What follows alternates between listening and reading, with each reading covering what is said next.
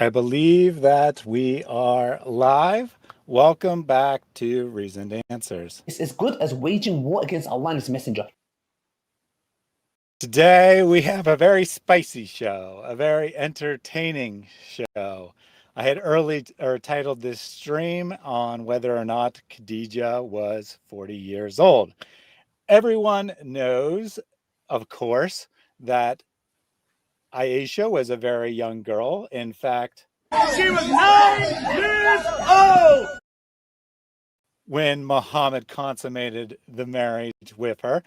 But what's less known is the other wives of Muhammad. And when we read the biographies of Muhammad, we find a lot of conflicting information, a lot of different versions of the story.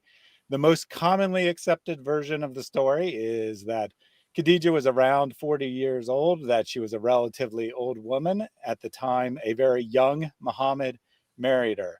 We're going to see whether that is true, and we're going to see a lot of other information which has not made it into the standard Islamic narrative, including the possibility that Muhammad has fathered a Black child outside of marriage. Mary, I think you have more to say about that.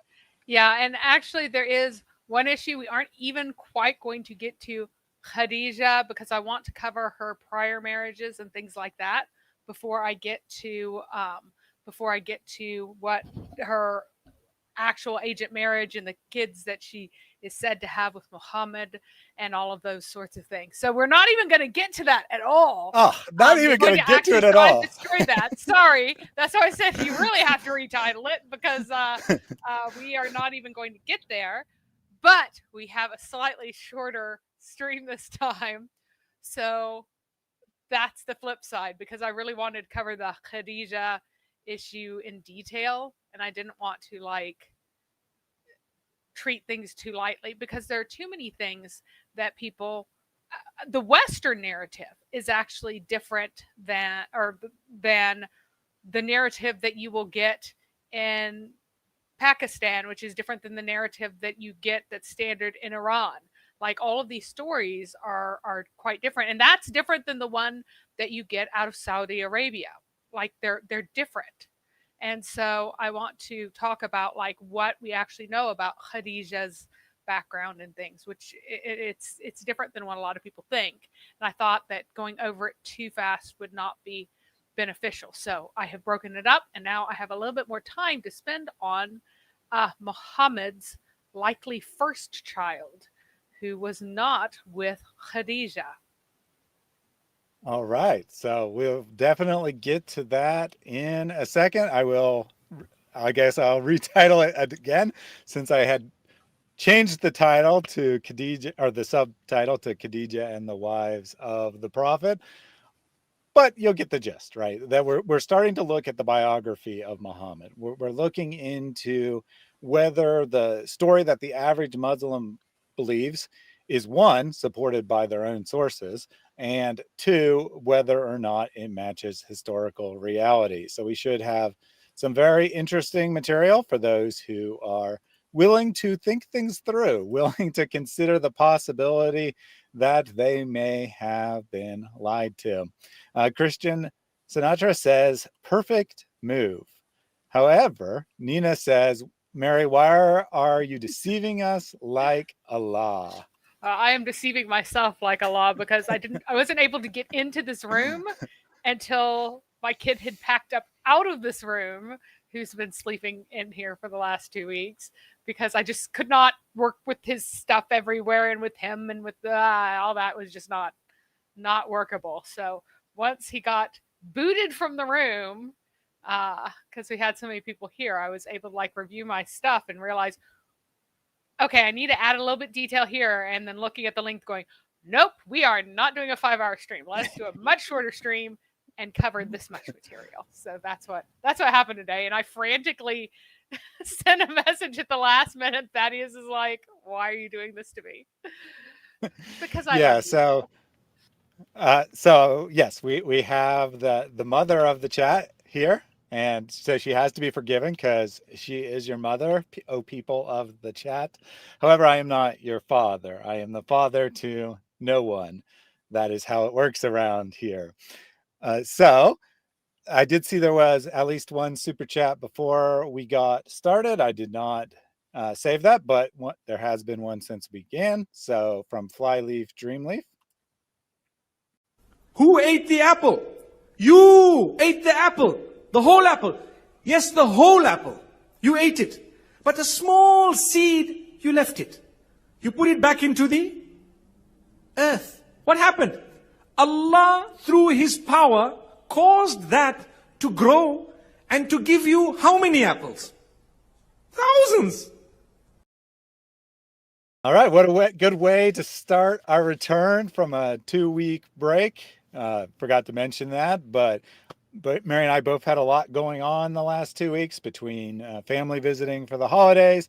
And if you saw my community post, my son was in a substantial car crash. So we had a lot going on, but we're back now. We're happy to be here and we will let the learning begin. But before we get to the learning, we first have a fun clip to start the day.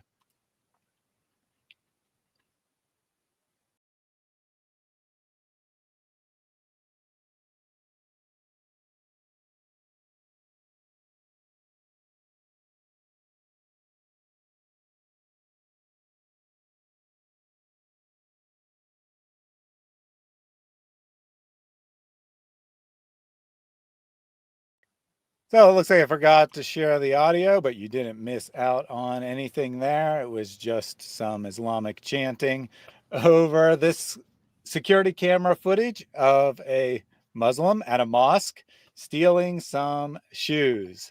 What did you want to say about that, Mary? That happens all the time in the Middle East. You shouldn't bring your expensive shoes to prayer because if you do, you will not leave with them. There's a decent chance. A lot of people, like, this is a very common experience. Whereas I have left my expensive phone in my church multiple times. I've walked off, left my laptop there. Nothing's going to happen to it unless like a kid knocks it over. But you know, in a masjid, things are a little bit different. So, Thaddeus's son is fine, by the way.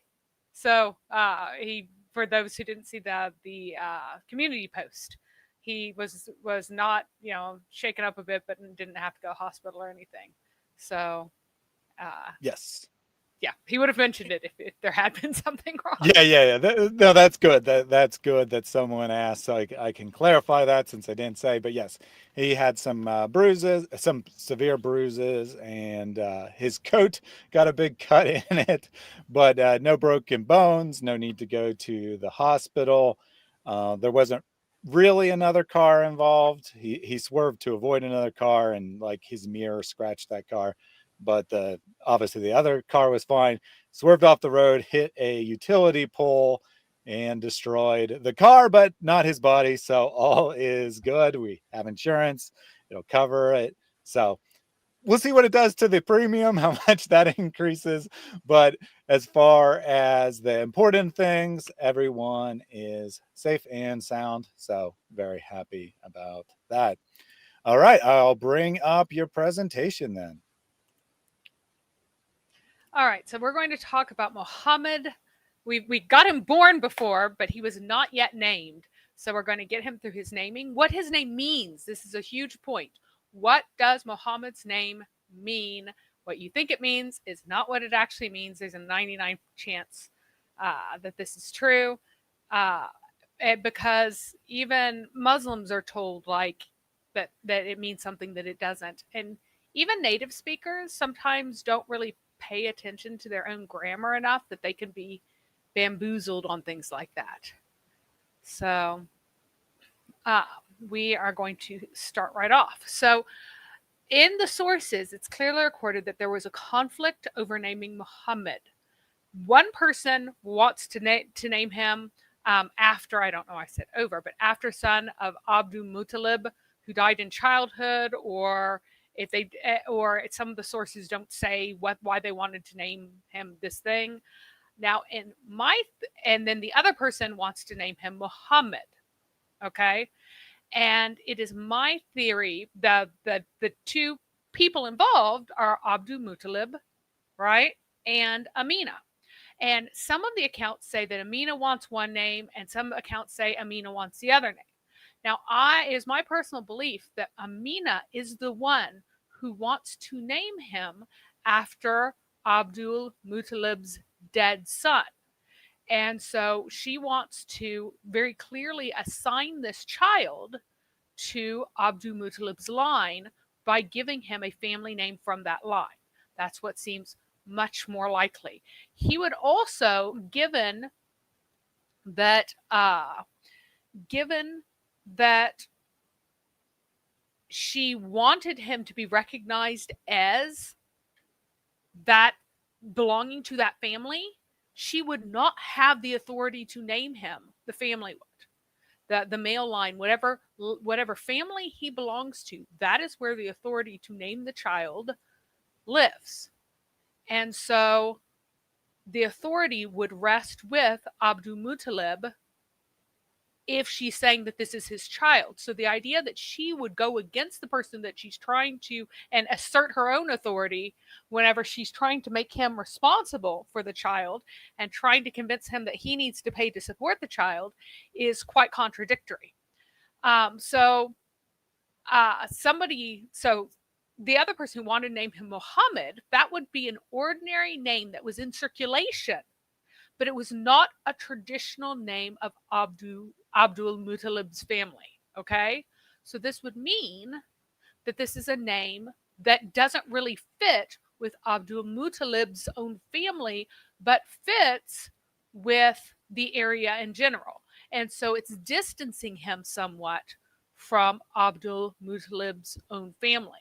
And so I believe that it would be sensible and make far more sense that Abdul Muttalib himself would want the name that would distance the child from him, and he would be the one who would have the authority to give him a name over Amina. If Amina is saying that this child belongs to your clan, he would have that authority over her. Ibn Ishaq claimed that Amina got a vision that she needed to name her child Muhammad, and that this has something to do with prophecy. But most the versions have Muhammad's grandfather being questioned as to why he gave the son with dubious parentage a non-family name. Why are you giving him this name? This isn't a name of our family, right? Well, the gloss, usually whenever you see in English what it's supposed to mean, something like the most praised one or the most praiseworthy one. But his name is exact grammatical parallel to al-Muttalib, as somebody else in the chat has already noticed, which means the one who makes many seekings. Muhammad then is most properly understood as the one who makes many praises. Muhammad's name, it recalls a repetitive religious act like the name of Abdul Muttalib himself. Without naming Muhammad after someone directly, the names have kind of the same feel, and he may be recognizing Muhammad as an orphan of somewhat questionable parentage, like himself, who might one day become great among his cousins, and then also like himself. This fifth piece of evidence is a parallel. This parallel is the fifth piece of evidence of Muhammad's questionable birth. We went over last time about why I think that really is true that Muhammad was born 4 years after Abdullah died. Now, many people say that Muhammad is grammatically more like a laqab, which means a title or a nickname, than an ism, which is a name proper, a given name, something you name a baby. While this is true, there are many instances of a grammatical laqab achieving ism status. So like originally you might name people, give someone a nickname, but then whenever you have a baby, you can name that baby after the person's who has a nickname, and so they get the nickname even though as their actual name. And this happened quite a bit.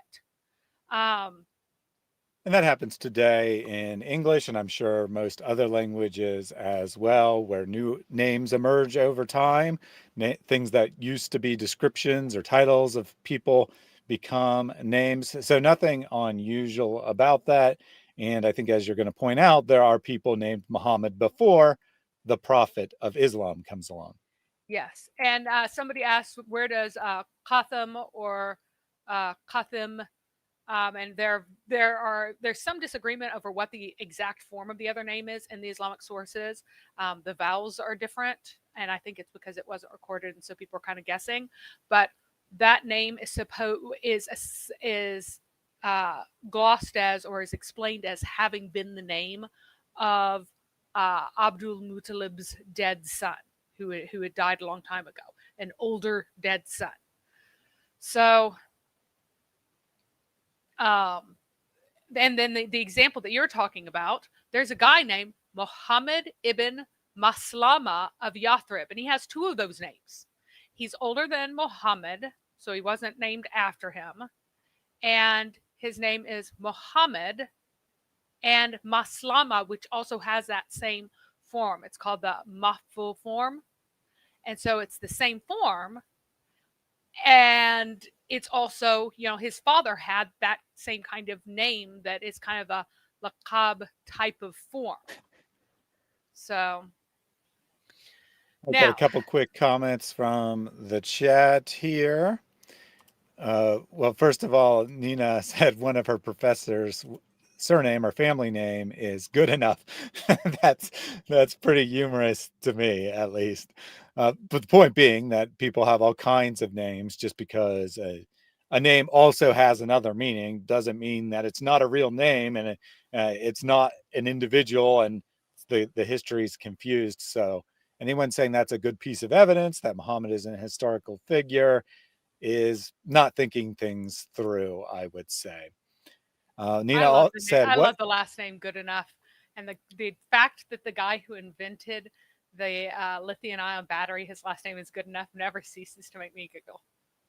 Nice. Nina says, what is it that they don't lie about? That's a tough question. Sometimes people ask questions around here, but this is one of the hardest ones to answer, because I really don't know. I mean, pretty much anything is fair game to lie about in Islam if it's a benefit to the religion. And it's kind of one of the principles that what is the least offensive and the most promoting of Islam is the best thing to say. Truth doesn't really enter into the equation. Michael says, who's your daddy? And then he says that they needed Mari Popovich back then. Povich, sorry. And then finally from Kek2, I got blocked by a Dawa channel because I asked what Muhammad's real name was. There you go. Blocking someone just for asking a simple question of what Muhammad's name was. Go figure. Yeah. I think that his real name actually was Muhammad, and that the reason why they need this story is to explain why he had a name that wasn't a family name. Like, it's a weird not family name. And Muhammad tried to make a big deal about his name being in the scriptures, and that the Jews and Christians are just lying about his name clearly in the scriptures, saying that he was going to come along. So they need to have like some reason for his name actually being that. And it seems extremely unlikely that it is a laqab that he chose if he's trying to say it's a prophecy, because then you're just like stealing a name that isn't even there. Like, Muhammad is not, you would choose something that's actually there. You wouldn't choose something that isn't there, right? So now, what extremely low level and not very knowledgeable Muslims like our friend Dr. M here say is that because the form, when it's a verb, is a passive form, that whenever it's a noun used as a name, it must still be a passive form. But I'm showing you here how stupid and how clearly wrong that is. You can also go and look at all the names of, so all of the kings chose a regnal name that was a laqab, right? So it was one of these title names. And they all chose, almost all chose one that was in this maful form as well. And it's absolutely absurdly ridiculous to read any of these as being passive, meaning that they're receiving the action. So here is a form, al-Mughira, right?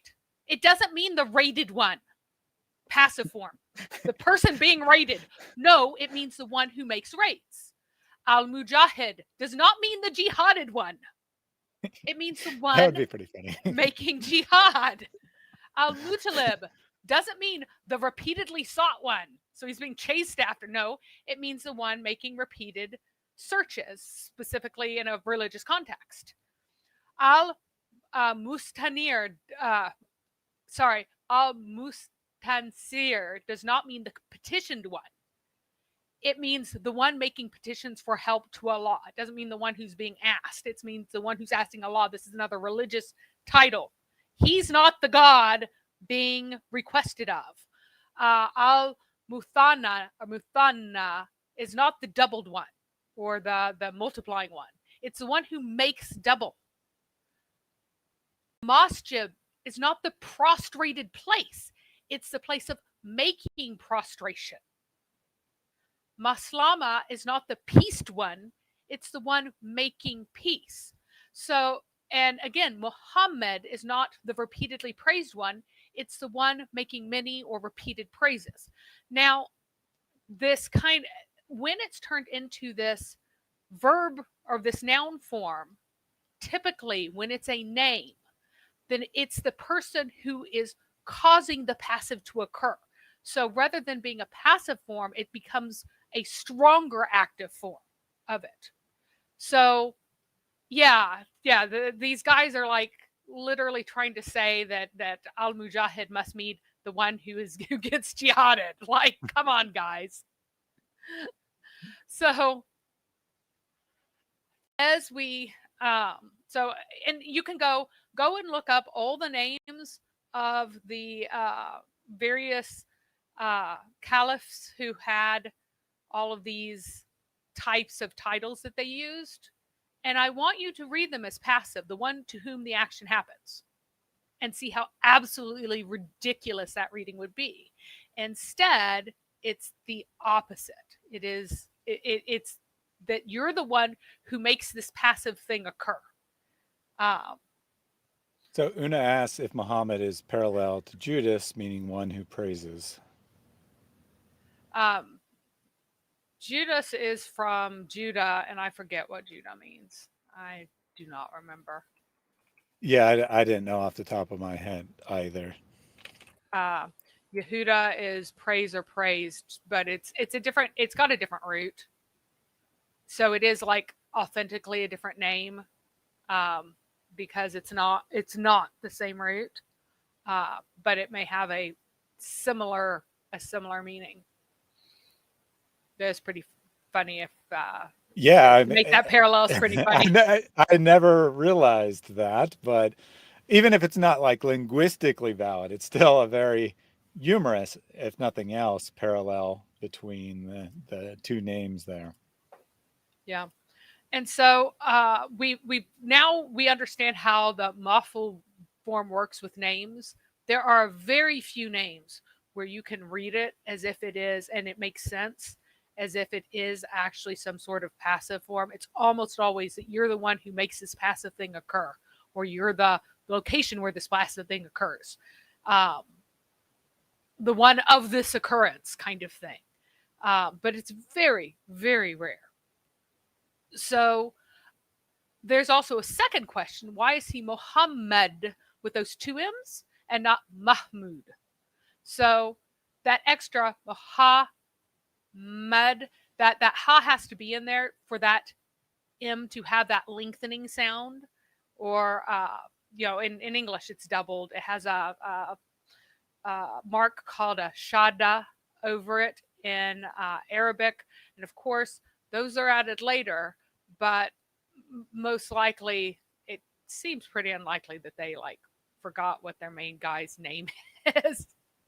And so I have spent stupid numbers of hours researching the shadda, and read books and books and books on.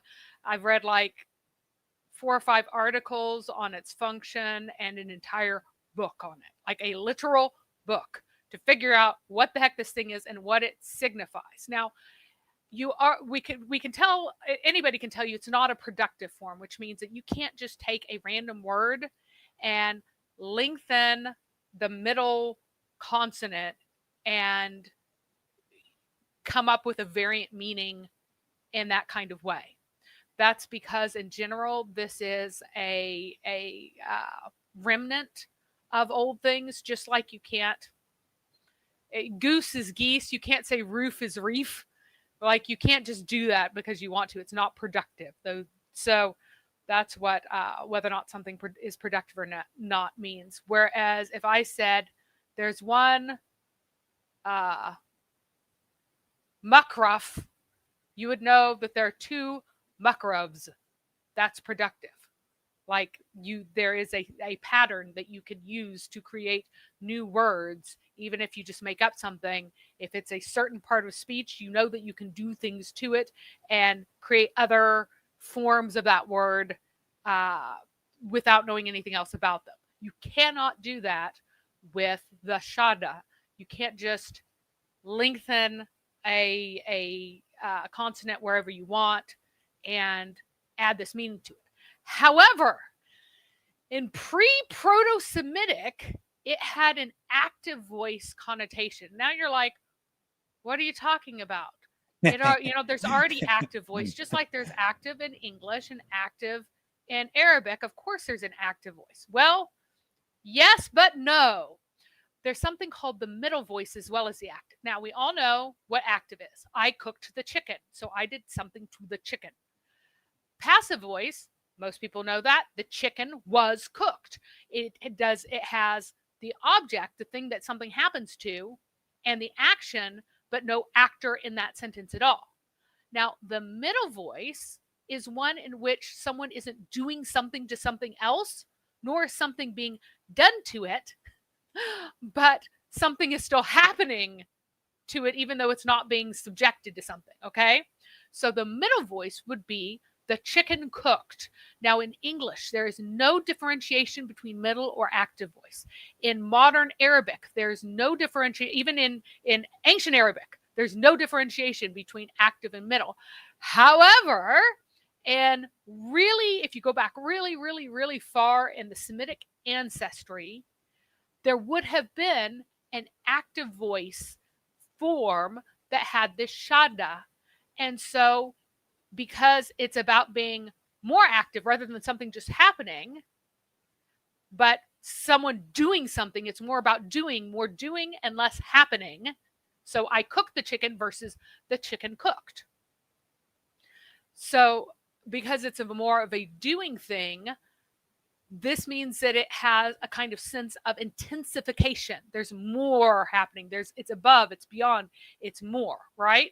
So you'll find in Arabic and Hebrew, it survived as an intensifier in number or in degree.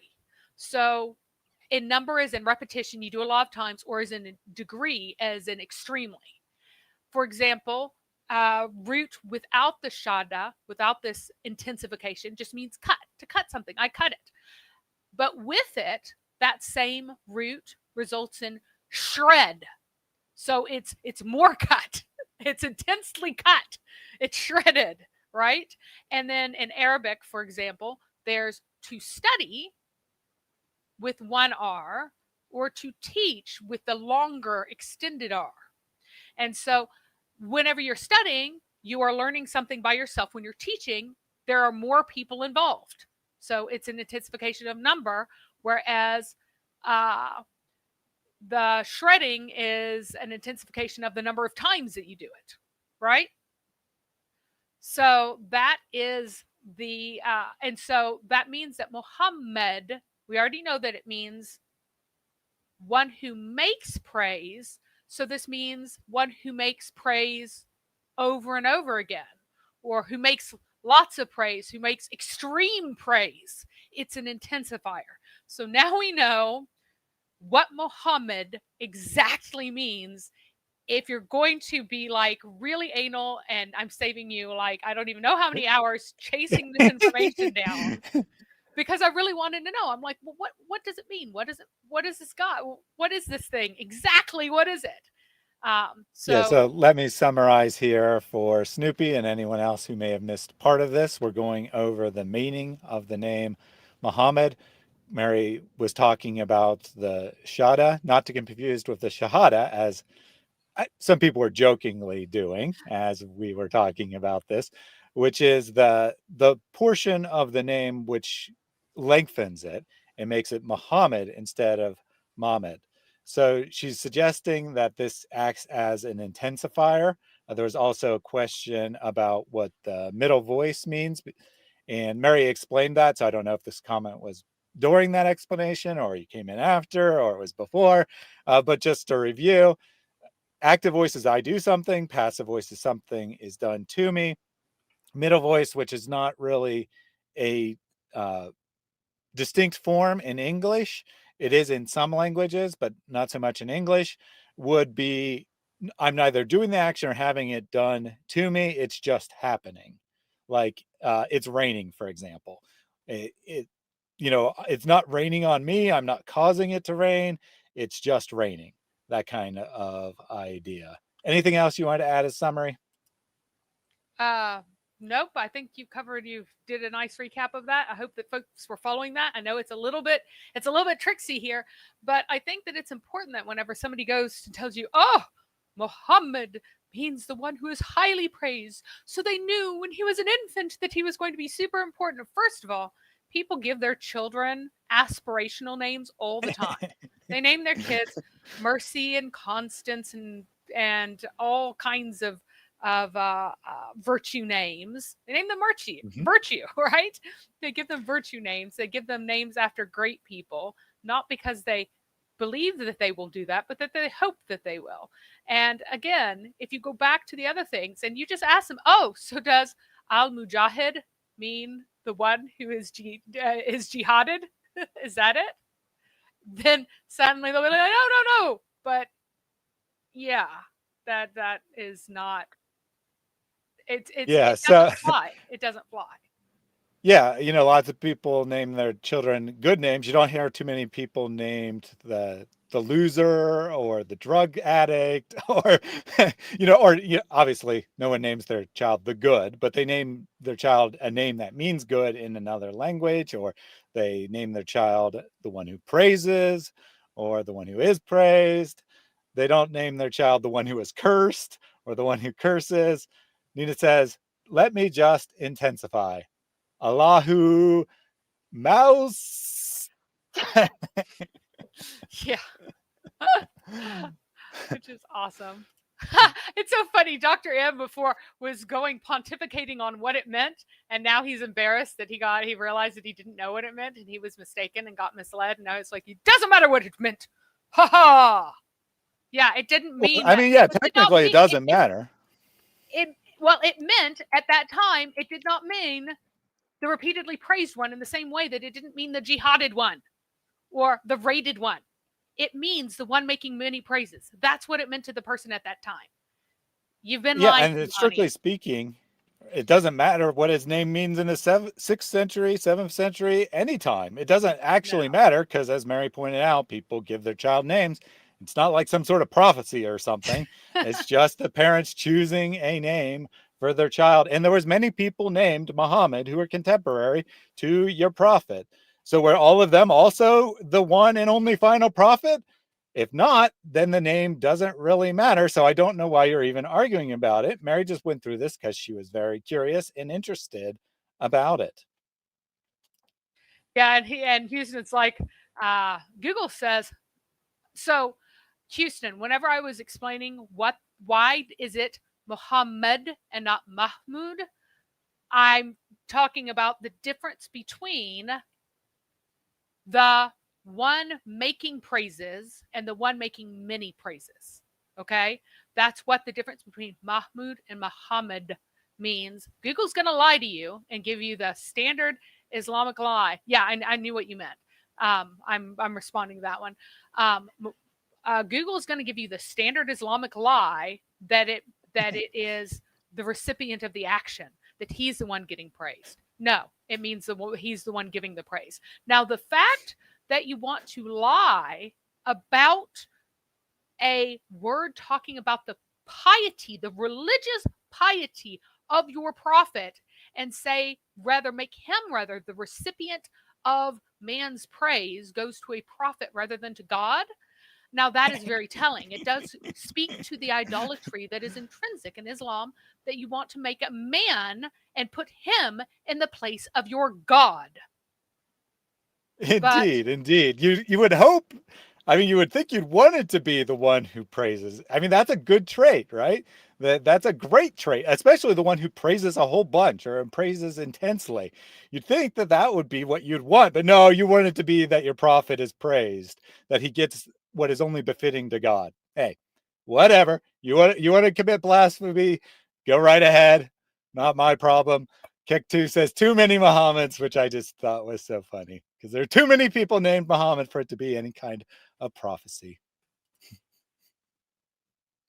all right, All right, so back to you. after he's named, and I talked before about how Abdul Muttalib took him in front of the idol of Hubal and said, "Oh Allah," to the idol of Hubal, and talked to Hubal with the child, which is probably a gloss for the fact that he was taken there to determine his parentage, and the sticks were, or the arrows were probably consulted to determine what his parentage was. And after this point, he was sent in the countryside to be fostered. Remember, his mother never even tried to nurse him. Why? Because she is making it, she had not been supported while she was pregnant, because she didn't get pregnant until years after her husband that she ascribed the baby to was dead. And so she hadn't been supported during her pregnancy and birth. And so she has the right to demand support for the child if the child is accepted into her dead husband's clan, which he was. And so to take and so Abdul Muttalib said, basically agreed to support the child and support him with a foster parent rather than support Amina. And so Amina never nursed him. So Amina took her baby. Abu Lahab sent a woman to nurse the baby so the baby didn't die while they were making decisions. And after the decision was made, the baby was then sent off with a foster mother into the desert. Now, there's a very silly story that accompanies this, that the woman, her breasts were empty, but she was coming into town to find a baby to feed, I guess, to kill the baby, since she didn't actually have any milk. She was just going to take the money and run, and the baby was going to starve to death, was her original plan. And then she took the baby, and when the baby touched her breast, it filled with milk, so she didn't kill the baby, which apparently was her original plan, because that's what she is being confessing to. Right. So, yeah, that seems like a very likely story for her to be telling.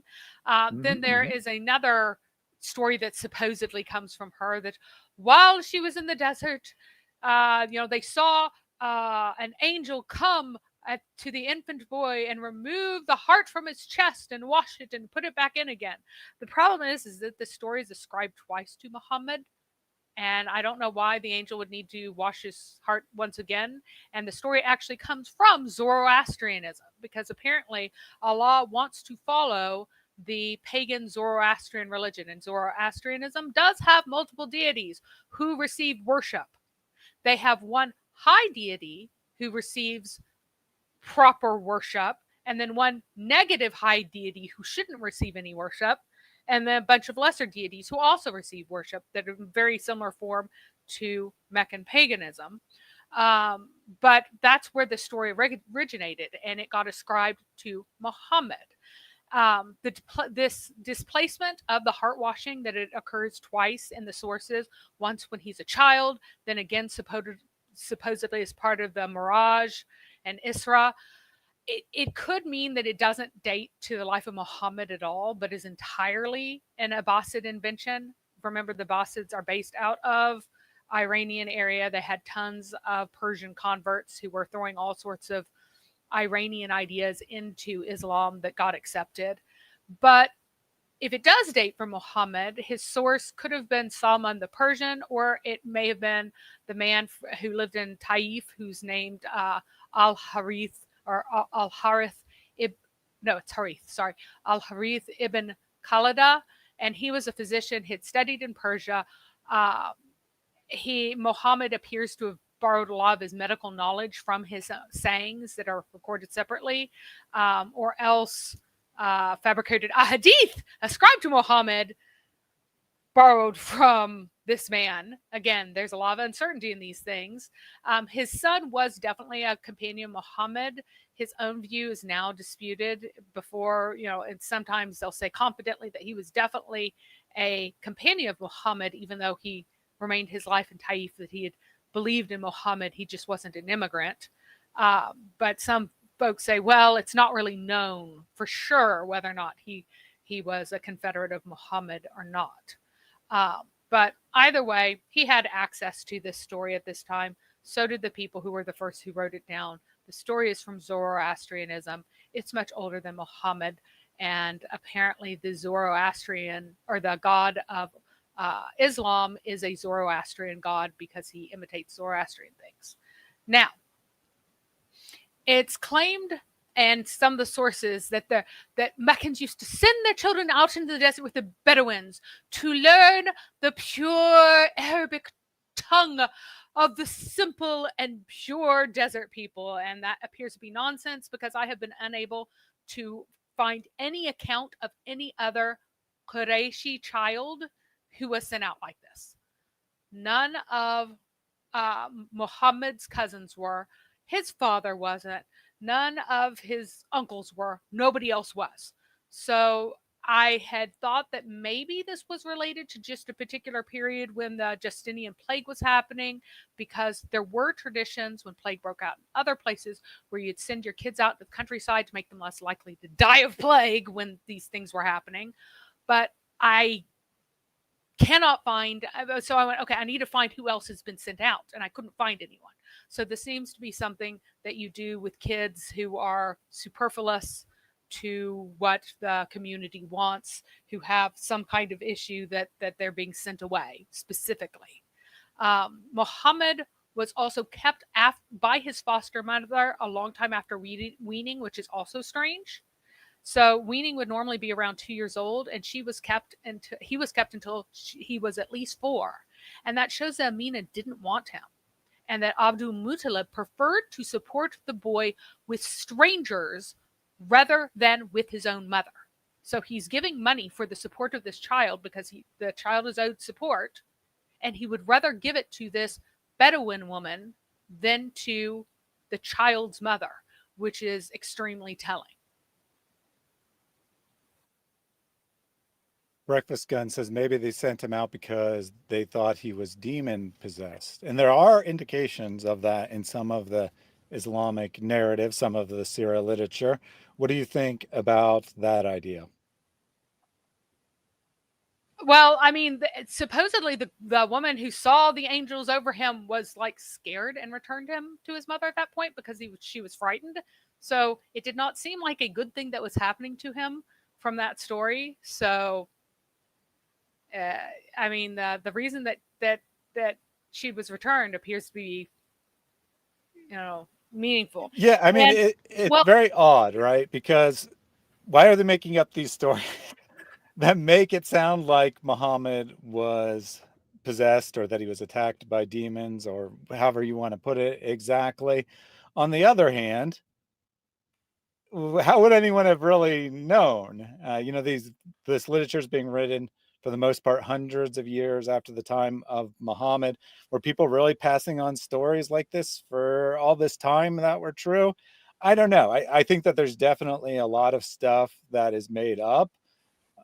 I find it very strange that they made up that particular criteria, but I certainly wouldn't say that it's definitive that there was a rumor that this baby was possessed or that this baby was, affected by unwanted spiritual forces or anything along those lines. But you never know, right? You never know. There certainly weren't any stories going around about, the magic light coming out of his mother's vagina on his birth.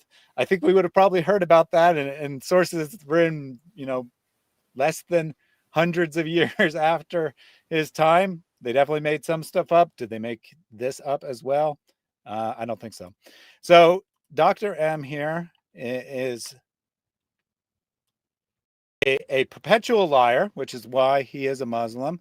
So I told him to Google Bigfoot sightings and see whether or not that he would accept this as valid evidence of its truth, since the first Google results, which I didn't actually know, right? I just made this up off the top of my head, would talk about it being legitimate. He claimed that they say that he's mythical. No.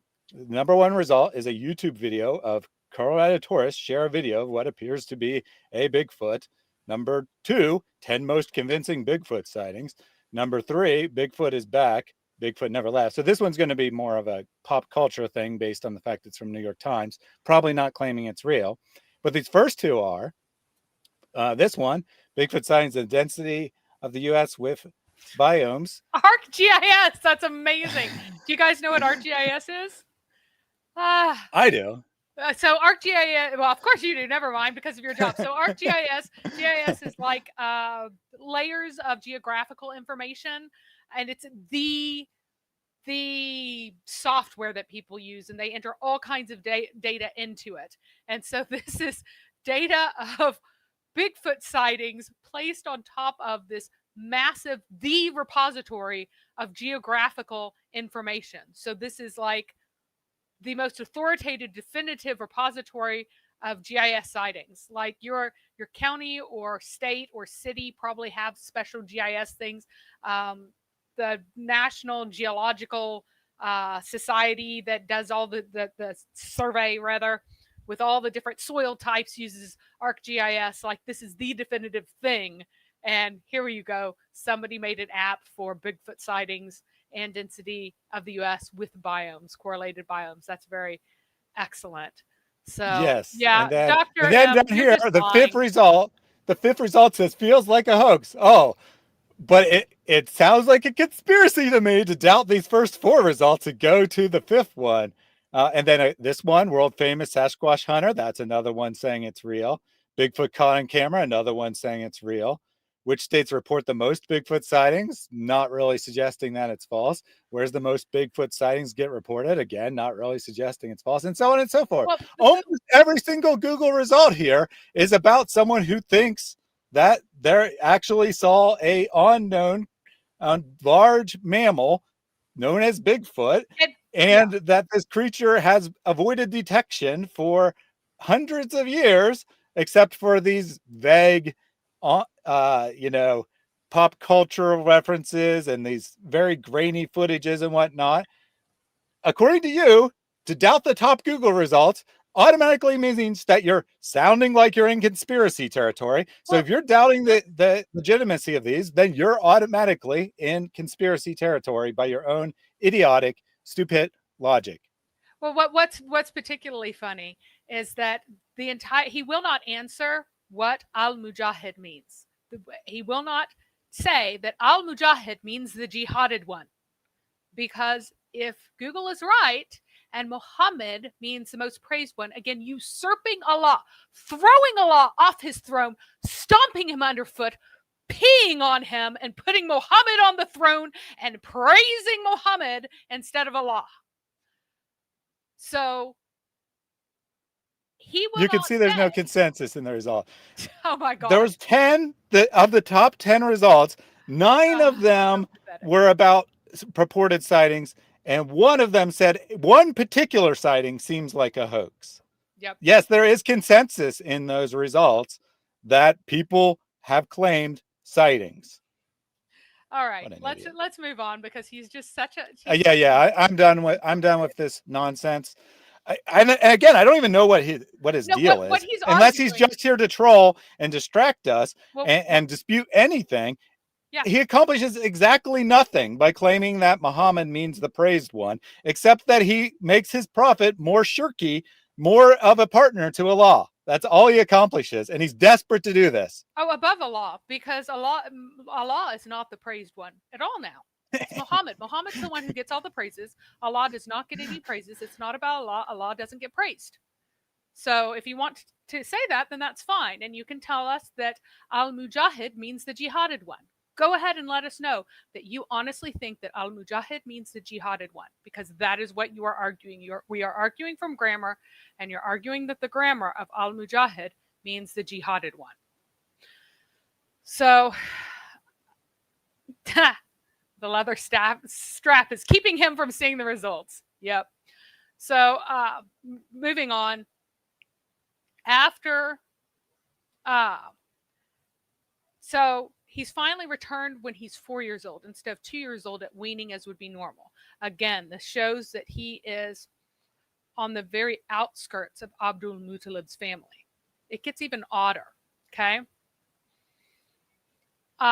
Muhammad is then returned to his mother at about 4. If he'd been returned at 2, he may have forgotten his foster mother and become a well-adjusted, as well-adjusted as he could be, as a fatherless child of a violent Arab culture, right? But since he was returned at 4, even like people remember being ripped from their families at 4 years old. They remember losing the only mother that they have ever known, the only person who has ever held them, the person who tucked them in bed each night, the person who nursed them and fed them and cared for them, who goes over at 4 years old and ditches you on a woman and walks away saying, "This is your mother, goodbye." Still fatherless, by the way. So it was also clear evidence that she didn't love him and he was a paycheck to her, and she got tired of him. And that would have been devastating to him because she chose to get rid of him. Abdul Muttalib, there's no evidence that Abdul Muttalib would have stopped paying her for taking care of this kid. She didn't want him around anymore. It may have been because she saw angels come down and that somehow freaked her out so much that she's like, we have to get rid of this kid. Or she may have seen something else, or she may have just not liked him.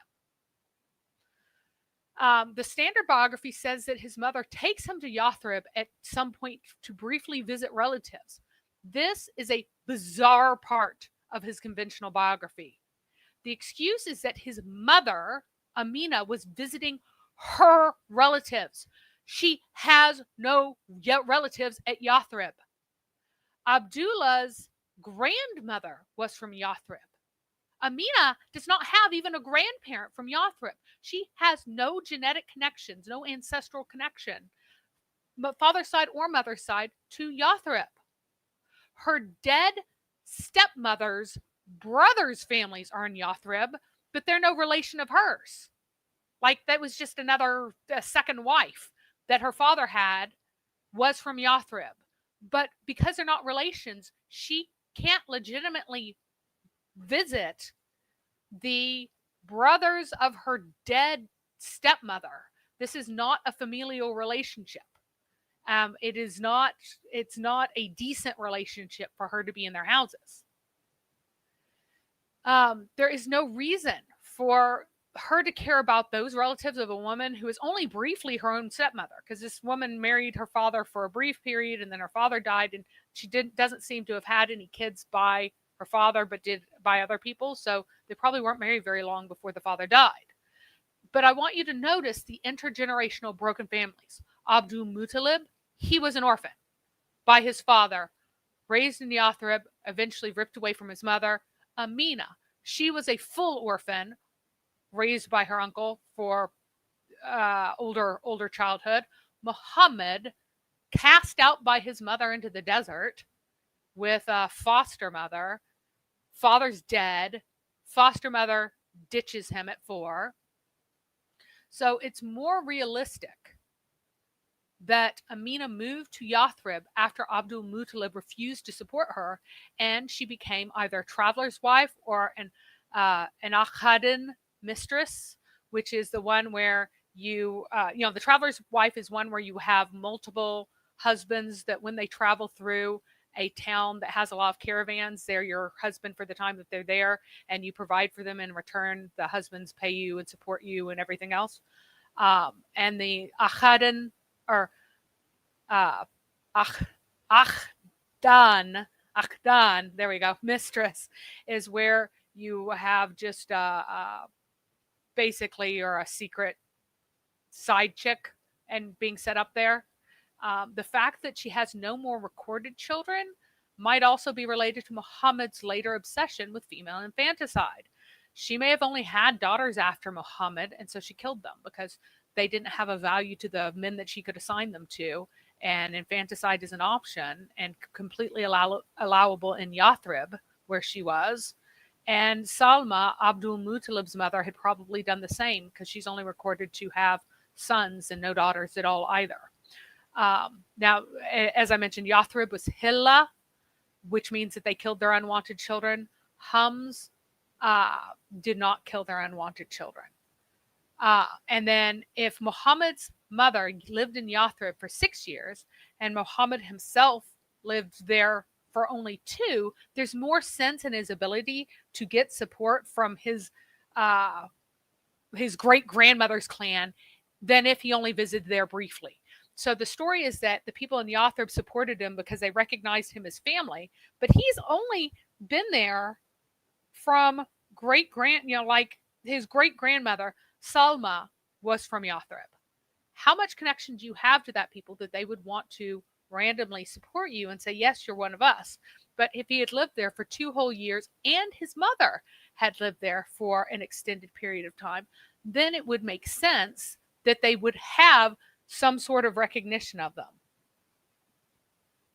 Let me read a couple of these humorous comments that aren't all that relevant, but I was laughing, as you may have seen.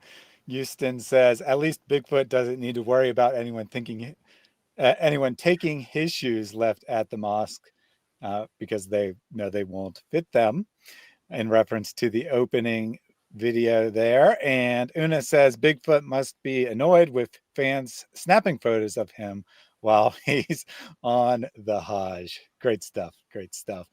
And we also had Jack Ray join. He says, yay, I got home from work to this. I'm so glad to see this after the day I had. It helps. Great to hear. And he gave a super chat.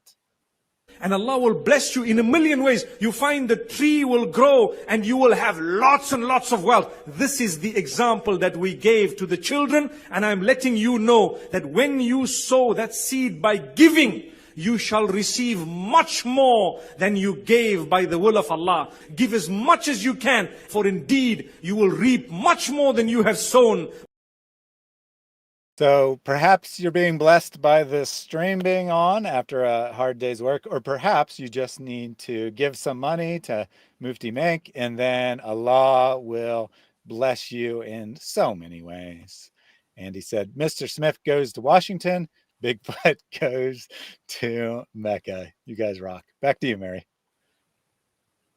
All right. So now the Amina, so he's now in Yathrib, okay? And in Yathrib, Muhammad was mainly in the care of Baraka, who was an Abyssinian girl who had been a bridal gift of Abdullah to Amina. She had probably been about 4 at the time. That's the youngest or cheapest that a slave was generally available on the market. And it seems like he didn't have much disposable income of his own at that time. She spoke the Ethiopic language, and thus Muhammad learned it from her. That's in many of the sources, right? So she was almost certainly a first-generation Abyssinian slave in the civil wars starting in 652. It's possible that she was a second generation, that both of her parents were enslaved together and were Abyssinians. And so, but she is credited as being one who spoke the Ethiopic language and who was not half Abyssinian, but was full Abyssinian. Usually they say something like, oh, you know, you had an Abyssinian mother if you're part, because they consider it so bad to be Abyssinian, you need to track how Abyssinian you are in this Arab culture. So remember that the Abyssinians had taken over Yemen, and the civil wars started in about 562, and then by 13 years later, pretty much all the Abyssinians in Yemen had either been enslaved or had been killed. And she was among these. She was the closest thing that Muhammad would ever have to a mother who didn't abandon him, which makes what happens next more troubling, much more troubling. Baraka and the other Abyssinian slaves and the Ethiopic words in the Quran are proof that the Quranic context is Hijazi. It can't be from anywhere else. Why? The Abyssinian king didn't sell Christian slaves to pagans, nor were Christian slaves sold abroad at all unless they were criminals, and so those would almost always be young adult males, not a female child. Therefore, there were few Abyssinians enslaved anywhere and at any time in the regions near Yemen, except like outside of Ethiopia, except in the regions near Yemen shortly after the Abyssinian colonists were enslaved in mass, which happened twice. It happened in the 300s AD and it happened in the 500s, once in the 300s and once in the 500s, and now we're in the 500s. So this shows the Hijazi context of the birth of Islam, because it shows events that only happened in or contexts that are specific to the Hijaz. So the most common market African slaves, just available in general, were the Zanj or Bantus. These were taken from Rabta, where the Yemenis had a market monopoly. Though black African slaves came into other areas in small numbers, this was the only established African to northern areas slave trade at the time. The Zanj were treated much worse than the Abyssinians. Free Arab men would have acknowledged children from Abyssinian wives, but they did not acknowledge children with Zanj women. And Zanj men owned by the Assad clan were nightly locked into the Zanj court so that they couldn't, or the Dar al-Zanj, so that they couldn't participate in the normal Arab nocturnal shenanigans and get anyone pregnant. Because remember, they didn't have latrines. They would go out into the fields, or there aren't fields of plants here, but there were empty areas, and poop and pee at night, the women would. And while they're coming to and fro, men would seduce or waylay them. And so you didn't want to have any of these yucky, dark-skinned children popping up. So you lock in the black African Zanj slaves so they couldn't participate in this, because to prevent them from breeding. So this is just kind of the views that they had that I think that everybody should be aware of. Now, Definitely. the description black alone, it could mean Arab black. I've shown you before how very dark-skinned Arabs with no recent African ancestry could be. It could mean Abyssinian black, or it could mean Zanj black. More data is needed to be certain in the context. But in the context of a slave, it was usually Zanj or else Abyssinian. So I got a couple of relevant comments here, I guess. So Anas Azmi came in. I presume he'll be a Muslim, especially given his second comment, and said BS, which is very interesting because you're like literally repeating what's found in the biographies of Muhammad. Apparently this is BS. Well, I mean, I kind of agree, but why are you a Muslim if this is BS? And then he said, what a ignorant. Well, sorry to be this way, but if you're going to come in and say what a ignorant, then perhaps you should at least learn some proper grammar before you try to make comments about people being ignorant. One, ignorant is not a noun. You can't put it as just a ignorant. Two, words that start with vowels are preceded by an, not a. So thank you for demonstrating your own ignorance. Here would be a proper sentence. What an ignorant person Anas Azmi is. Or what ignorance Anas Azmi is showing. Those are proper sentences. What a ignorant is not a sentence. So thank you very much for that. But from Elizabeth, we did have an interesting comment. Before Muhammad claimed prophethood, He claimed that he could hear stones praising him, a very strong auditory hallucination where inanimate objects talk to people. And she related this to what you were saying. This would have had a deep and everlasting effect on a young mind. At a very young age, Muhammad had his first hallucination. So this comment actually came before that one. She's saying the stuff that you're talking about would have had a strong effect on him and then led to these later hallucinations. Your thoughts? I think he's just lying, because there is a there was this weird mystical thread of talking trees that already existed in some of the stranger, more paganish Jewish practices at the time. And so I think he just like took off from that, or completely literalized the statement of Jesus, who was passing by gravestones when he said that if these would be silent, the stones themselves would cry out. Jesus was walking by gravestones as he was saying that. And while it could certainly be said that it was a statement of creation itself recognizing the deity of Christ, it also related to the hope of the resurrection in the place that he literally was at that moment. So I think that he was just lying. I think he just told people that oh, I was walking and it showed that he was powerful and knowledgeable and more magical than other people in the context of this. So are we ready to continue on? Yep, you're good. All right. So Muhammad only spent about 2 years total with his mother. So now he's 6. He came back at 4. The only mother he'd ever known rejected him. He lived 2 years with his mother. At 6, she dies in a small village in Abwa, or called Abwa. So the story is that she's coming back to Mecca and got sick and died in Abwa. And this is just kind of it's an odd story, because if you're sick enough to die in a fairly short order, you usually aren't traveling, although it certainly was true at that time that you could get sick very rapidly and die rather rapidly. It just is kind of an odd thing that she would have died in such a peculiar place. It may have been that she wanted to take Muhammad to Abdul Muttalib and to make it his responsibility to raise Muhammad the rest of the way, because 6 to 8 was a normal age for an orphan child to live with their father's family.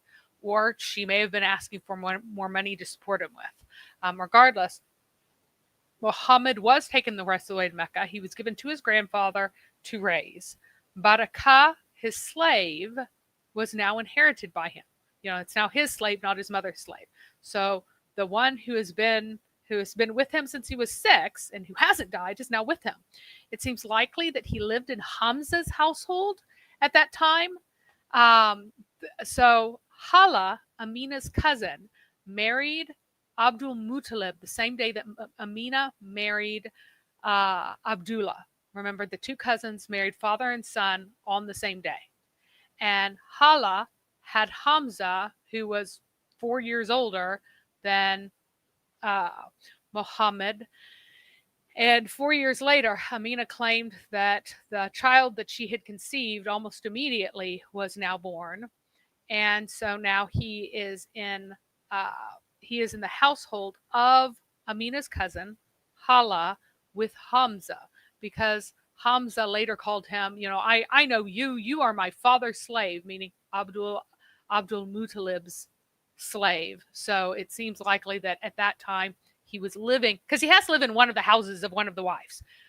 It appears that most likely he was living in the house of Hala, who is still alive, because his own grandmother was not alive at this time. Danina had a very important question to interrupt you while it's still close. She said, wait, 6 to 8 wasn't the age to get married? And I have an answer for you. She was 9 years old! Yeah, we actually have very strong evidence that girls were not in consummated marriages until after they went through puberty at this time, until after they menstruated at least. So even, and so no, actually at that time it would have been, we have to wait for Muhammad to introduce this early marriage. Now, it's also notable that another Abdul Muttalib's sons had a name with the same grammar as Muhammad, al Muqawmim. Oh my goodness, Muqawim, meaning he who makes many risings.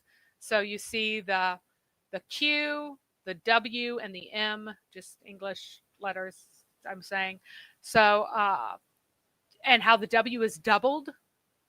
It's not he who is risen upon many times. It is he who makes many risings. Now, Dr. M, of course, would disagree and say that he definitely named his son he who is risen upon many times, over and over again, risen upon. I would like you to explain what that means. So, good question. Good question. And so, but don't again, think we'll get an answer. This is actually a very closely related name in meaning to Muhammad's own name, because Muhammad's the one who's make many praisings to the gods, whereas Muqawmim, oh my goodness, the other dude is the one who stands up many times after having bowed down.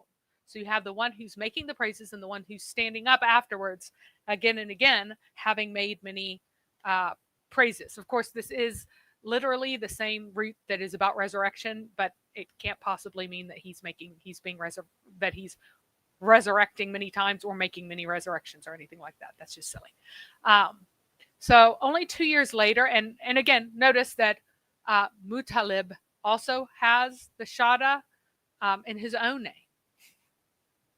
So he makes many seekings, right? Hence the links between these. Anyway, 2 years later, Abdul Muttalib himself dies. So Muhammad's now 8.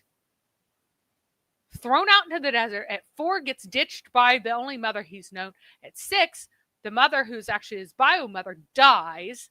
At 8, the grandfather he's given to dies. And now he needs to be in the care of a responsible relative. And Hala doesn't count as a woman, right? So the choices between Abu Talib and Abu Lahab. Remember that Abu Lahab was his first champion, the first one who sent a slave over to breastfeed him so he didn't die as a newborn, since Amina wasn't going to do it. So Abu Talib was chosen because he was a new head of the clan, and also because they shared the same mother.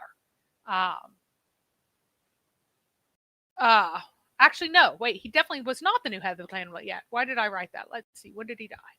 No, he wasn't the new head of the clan yet. So, no, it was only because he was the same mother. Because his older brother, Al-Zubair, was still alive for some time after, even though there are lots of disagreements of when he died. So, pretend I didn't write that. I don't know why I wrote that. That can't be true. We have stricken it from the record. It is not there. Stricken it from the record. There we go. So, the narrative goes that they both asked to take care of him. And I believe that this is true, because I do not believe, remember that Abu Lahab is supposed to be one of the absolute worst people in all of Islamic history. Supposed to be super, super, super evil. Okay? They're not going to say that this man sent his maid to feed Muhammad in joy that he was born if it wasn't true. They're not going to say that, he's supposed to be the bad guy, that he wanted to take care of him and raise him if it wasn't true. So what reasons would he had? Well, according to the conventional chronology, he was much closer in age to Muhammad's father, and his eagerness to be Muhammad's defender would reflect his closeness with his half-brother. In the traditional order, it's Al-Zubair, Abu Talib, Al-Abbas, Abdullah, Muhammad's father, and then Abu Lahab in order. So they'd be much closer in age. There's probably an element of truth in this, but it's probably all mixed up and backwards. Abu Lahab's sons do seem to be older than Abu Talib's sons, so that would suggest that it's Abdullah, and then Abu Lahab was born soon after, maybe Al-Zubair before, maybe after, somewhere around there, and then Abu Talib, and then Al-Abbas in order. This could also reflect Abu Lahab wanting to take a more leadership role among Abdul Muttalib's sons, though his support of the infant Muhammad shows this was probably more personal. Note that al-Zubair showed no interest in Muhammad, probably because he could be a rival, since if he was a son of the older brother, then conceivably Muhammad could grow up and say, well, I'm the son of the older brother, thus I should really be the one who's in charge. Since it seems, as I argued before, even though the traditional chronology says Abdullah was the youngest from his mother Fatima, it seems extremely unlikely that he was anything other than the oldest from Fatima. Okay. But there's another reason. Abu Talib had extremely well-known sexual proclivities for boys. Muhammad was 8, and the ages of 10 to 15 were the most vulnerable time for boys to be exploited. As an orphan whose ancestry was still doubted, Muhammad was especially vulnerable and his status was low. And again, I had mentioned before, once while drunk, Muhammad's uncle Hamza called Muhammad my father's slave. Fatherless boys were considered natural sexual recipients by Arab culture and are still to this day. To this day, in Arab societies, boys who don't have fathers are considered to be sexual recipients of older male attention. That's just what they're for. That is what's going to happen to them. They're all going to be this way. That's just accepted in many of the villages and towns around places. You'll find people like denying it, but if you go to a lot of the smaller towns, they'll still affirm what their traditional culture says. There would be no expectation of any fate for him other than being a sexual recipient of whoever was in charge of him or an older brother or stuff. Yeah, he probably wished it was thawing. Yeah. So yeah, there's very good evidence that Abu Talib sexually abused Muhammad specifically. There's also evidence that others of his relatives did the same. Abu Sufyan, who was 3 years Muhammad's senior, among them. Muhammad once said that he is the one who assaulted me. And the word for assault is normally meaning sexual assault, is not normally meaning other kinds of physical assault. When Abu Sufyan was trying to get off of Muhammad's kill list, that's what he exclaimed. Muhammad was also taken as a boy of about 12 on a caravan trip. Usually only fighting age men who are over 14 were taken on such journeys. The purpose of a younger boy being taken has traditionally been in Arab society to be a caravan wife. That's what they're called. The Islamic sources make a big deal that Abu Talib insisted on taking Muhammad along because Abu Talib already knew he was super special. He could not bear to be separated from him. But all these stories are nonsense, as Abu Talib never believed his nephew to be a prophet. So why is he taking him with him? Because he's taking him to be his caravan wife. And that's what he's good for, because he's an orphan in the society. So in the interpretation of Keys of the Unseen by Al-Razi, this is an auto translation, so at the end it gets really funky, but this is what is being said there. Abu Talib said one day to his brother Al-Abbas, "Shall I not tell you about Muhammad and what I saw from him?" He said. That's Al-Abbas said yes. So now we have Abu Talib say, I took him to me, so how can I not leave him for an hour of night or day? I do not trust anyone with him. Even I used to make him sleep in my bed. So I ordered him one night to take off his clothes and sleep with me. And I saw the dislike on his face, but he hated to contradict me. And he said, "Oh, uncle, turn your face away from me until I take off my clothes, because no one should look at my body." To look at his body, I did not see anything. And I often missed him from my bed, meaning that like he noticed that he was missing from the bed. So if I got up to seek him, he called him, "Here I am, uncle, so call back." So, yeah. All right. So Cecil makes a very important point here, saying Muhammad proved that a horrible childhood can produce and will produce a horrible man. And as horrific as sexually abusing children is in its own right, there are also long-term consequences. Not 100% of the time, but way, way, way, way, way more common than a random child. A child who is sexually abused will have lifelong mental problems. And unfortunately, this behavior has been going on since the early days of Islam in Islamic lands and continues to this day. Oh, and I forgot an important note about uh, the predilections of our buddy Abu Talib. So when he was protecting Muhammad, he became by the time Muhammad was declared his prophecy, he was the leader at that time. Al-Zubair was dead, and he became the prophet, or he became the leader of the clan, and he was protecting him. And the people said, withdraw your protection from him, and we will give you the most beautiful male slave. Now, it says, so you can adopt him. Why on earth would he want to adopt anyone? Abu Talib had 4 sons already that he couldn't even afford to keep. The only thing that he would want to do with beautiful young male slaves has absolutely nothing to do with adoption. So he was being offered the best sexual companionship to stop protecting Muhammad, and he refused. He did refuse, but it's important. No one are bots, dude.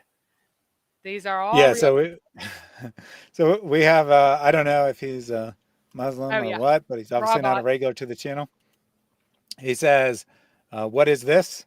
So what this is us looking at the Islamic narrative, the Islamic Syria literature, or biographies of Muhammad, and figuring out what was going on in his early lifetime. We are analyzing what Islam's own sources teach in ways that Muslims probably wouldn't like, but nonetheless, we're taking the sources seriously, and this is what we are finding. And he said, I'm surrounded by bots. No, you're not. There is one bot, which is clearly identified by the word bot in its name. Everyone else here is a human being. Yep. All right. And that is indeed one happy kitty. That is a blissed out cat. Much happier than my dog, who was very upset because I did not let him eat anyone that he desperately wanted to eat. He really wanted to eat the people who were visiting the house. Like, really wanted to eat them, and I didn't let him. And he was very unhappy. Shame on you. You should have let him eat your visitors. He was very displeased with this whole strangers in this space. And I told my son's fiance that, well, the rest of your in-laws like you, but your dog-in-law does not approve and has, in fact, disowned your future husband because he started hating my son. Fine with all the other, everybody else he's fine with still. So I hate my son for hanging around his fiance, even growling at him, dude, chill. All right. Continuing on with the original subject as opposed to our pets. Yes. So there is a legend of a monk Bahira who is supposed to be the first one to officially declare Muhammad openly to be a prophet, right? And the earliest mention of any monk is actually from John of Damascus, who says that Muhammad supposedly encountered an Aryan monk. Now, here's a point, guys. Never says Nestorian. This is an invention of sloppy later researchers. People just made up Nestorian. Rather, Najran was almost certainly Nestorian. Najran is the city just north of Yemen proper that was Christian.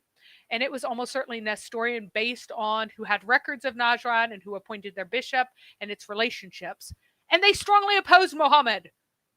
He was not influenced by Nestorianism. The Nestorianism is no way compatible with Islamic pseudo-Arianism and Gnosticism. If anything, it has an error that is in the opposite direction, that makes too much light of Christ's humanity. That's the accusation against it. Not that they make him only human. It's an incoherent statement. It just makes me twitch every time. And I don't know how many Assyrian Church of the East, Assyrian who actually hold Church of the East views that I have ever met in my life. Very few, probably on one hand, right? But it still really annoys me that they're being credited with ideas that are so antithetical to what their arguments are. Very irritating. So, quick note on the different forms of Christianity bopping around at this place. Chalcedonian Christianity is the one in Rome, the greater Rome, out of Byzantium and everything else. It is Trinitarian, 3 persons, 1 substance. In the incarnation, the Chalcedonians emphasize the 2 natures or substances, divine and human, that they remain entirely distinct, even though they are truly joined. That is the emphasis of Chalcedonianism. Oriental Orthodoxy is found in Egypt, Aksum, that is Abyssinia, I've been saying here. So Aksum, Abyssinia, Ethiopia, same thing. Meroe, which is farther to the north, it's Kush, ancient Kush. Armenia and a lot of the east are Oriental Orthodox. They're also Trinitarian. They also say 3 persons, 1 substance. Now, in the incarnation, the Miaphysites, so they're called Miaphysites, not monophysites, as they're often wrongly called. They emphasize that the 2 natures or substances, divine and human, become truly joined, even though they are entirely distinct. So one is entirely extinct, though truly joined. The other one is truly joined, though entirely distinct. That's the difference. That is the only difference between them. So Nestorian, and you have heard of Chalcedonian Christians, even if you haven't heard of them called that name. So I think it was a joke because he Yeah. did say calcium Christians. But yes, Chalcedonia, Christianity, named after the Council of Chalcedonia, which is the Orthodox Christianity of today. well, it's a vast majority of Christians today. Yeah, are that's what I should So, have said. yeah. I should have been more Because clear. Oriental Yes, Orthodox are Miaphysites, which is confusing. Nestorian, as they're called by those who disagree with them. So this is an out label, but it's the one we got, so I'm just using it. That's the Assyrian Church of the East in India, East Arabia, Sassanid Persia, and into China.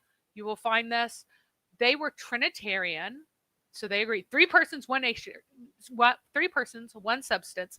In the incarnation, a full human substance requiring a distinct human personhood is unified with a full divine substance with one of the 3 divine personhoods. So the actual difference is that a full human substance with its own personhood is required, because Nestor misunderstood that will arises from substance, not from personhood, and he thought that if Christ had a human will, Christ had to have a human personhood as well as the divine personhood. For example, so you know that will arises from substance, from the fact that you only have the will to eat if you have that from which a desire to eat would arise. So will comes from the substance. So that is not saying that the distinct human personhood is more human than it's like a more complete human in a way. What he is, in fact, Nestor had a more instrumental view of the humanity of Christ.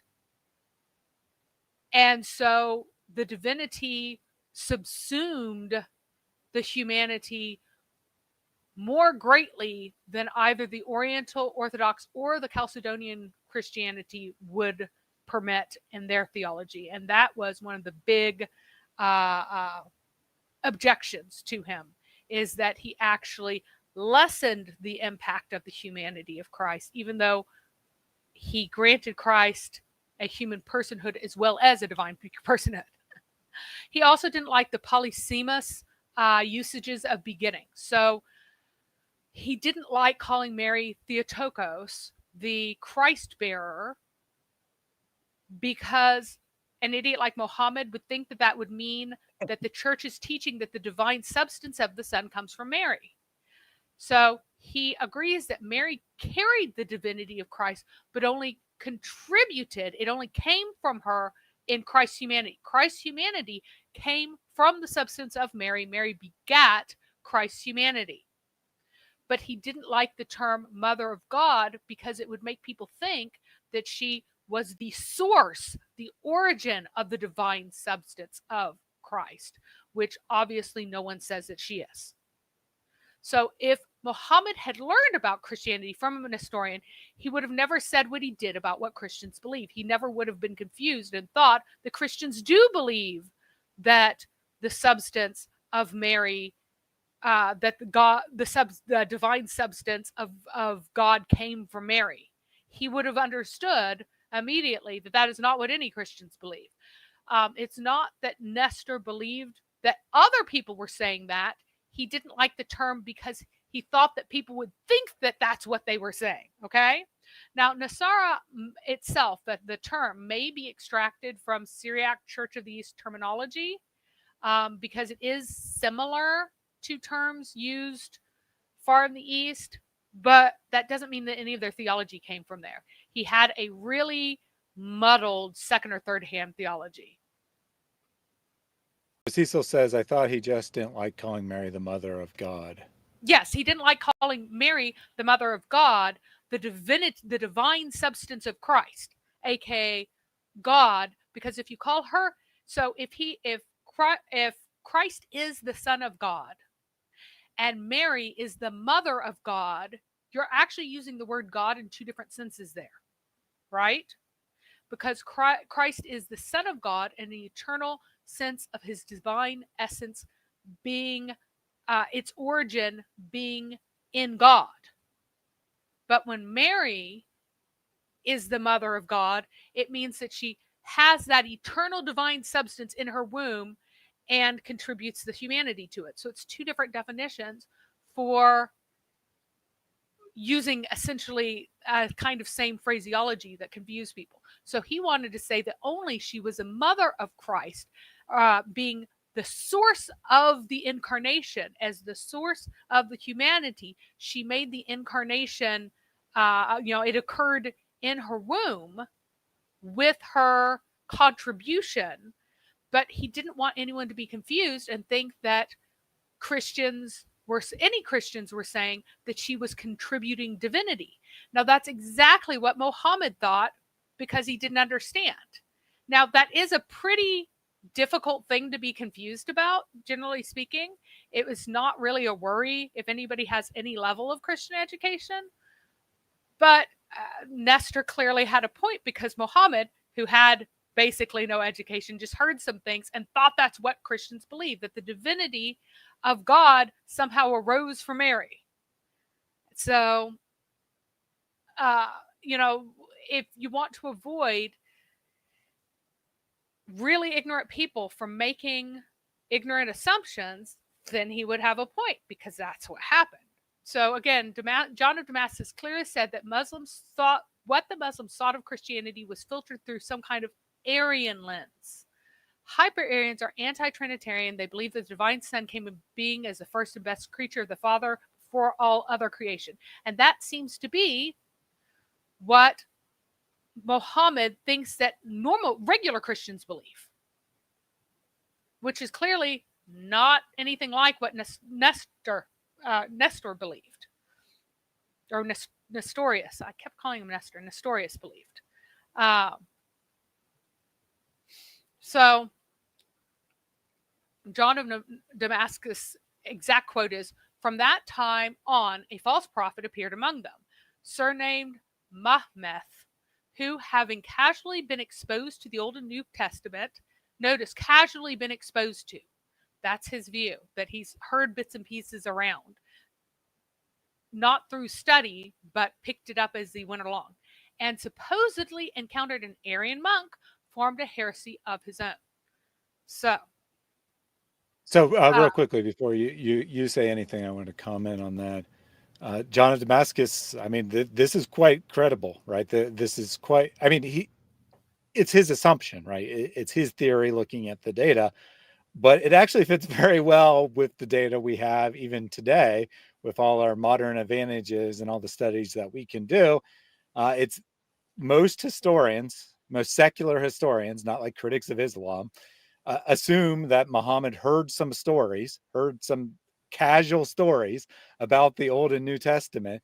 If they're being nice, they say that he misremembered them, thinking he was getting revelation when in fact he was drawing upon his own memories, and that they're mixed with these heretical ideas. So it actually seems very credible what John of Damascus, who is, compared to us, very close to the time of Muhammad, is writing here. Well, he says, he asserts that it is true that he has been exposed to the Old and New Testament casually. And then he says he only supposedly encountered an Arian monk. So other people are reporting that he encountered an Arian monk. But the problem with that, skip this next paragraph because it's kind of repeat. I found some other slides I needed to slip in. But the problem with that is that there aren't any Aryans kicking around in the East at this time. By this time, there aren't any Aryans there to be talking to and to run into. I think that John of Damascus was rather summarizing the views that he espoused and attributing that to that identity to the monk that he supposedly knew. He just wants his readers in a telegraphic way to understand that this was clearly not any kind of authentic Orthodox monk. It's some kind of heretical monk who appears to have instilled in him some sort of idea like Arianism, though he went off and formed his own heresy. But there is a tradition that he encountered some monk, and so he's kind of identifying who that monk would be, right? So kind of a better, if there was a monk at all, which I don't think that there was a particular monk that really talked to Muhammad. I think that he may have casually encountered and sometimes talked to some crazy people out in the desert. I think that that's the level to which his encounters extended. And the people who were actually out there who had some views kind of like his, who were actually around, and they do have that may be compatible in some ways with his, was this heretical monastic group that of the Massalians. And they were weirdos who believed, like Muhammad, that the Father has a physical body, and like the Merkaba mystics, that he can be seen through visions. So their idea was that they would go out in the desert, get heat stroke, and see God. So the Massalians' name came from the Syriac for one who prays. And that's really interesting because there's a connection to the Quran there, because it has an odd emphasis on the people who keep the prayers. There are no prayers commanded that people keep in the Old Testament or the New Testament. There are no specific prayers. There are traditional prayers that are traditions of the people, but they are not commands of God. They're human traditions to show devotion to God, but the Quran treats them as if they are like cornerstones of faith that you keep these prayer times, which is just not in any text. But if you have someone who is really doing these extreme prayers to try and see visions, you can see a connection there, especially since Muhammad, in the Quran, there is a Merkaba vision that's recorded there that is clearly Allah. It cannot be Jibril, even though it's said to be ascribed to Jibril. Grammatically, it is only Allah that he sees standing on the horizon. You don't believe me? Go read it carefully and see grammatically that it is Allah that he is seeing on the horizon. And it's so clearly Allah that there has to be a hadith from Aisha, as if she would know, because this is an early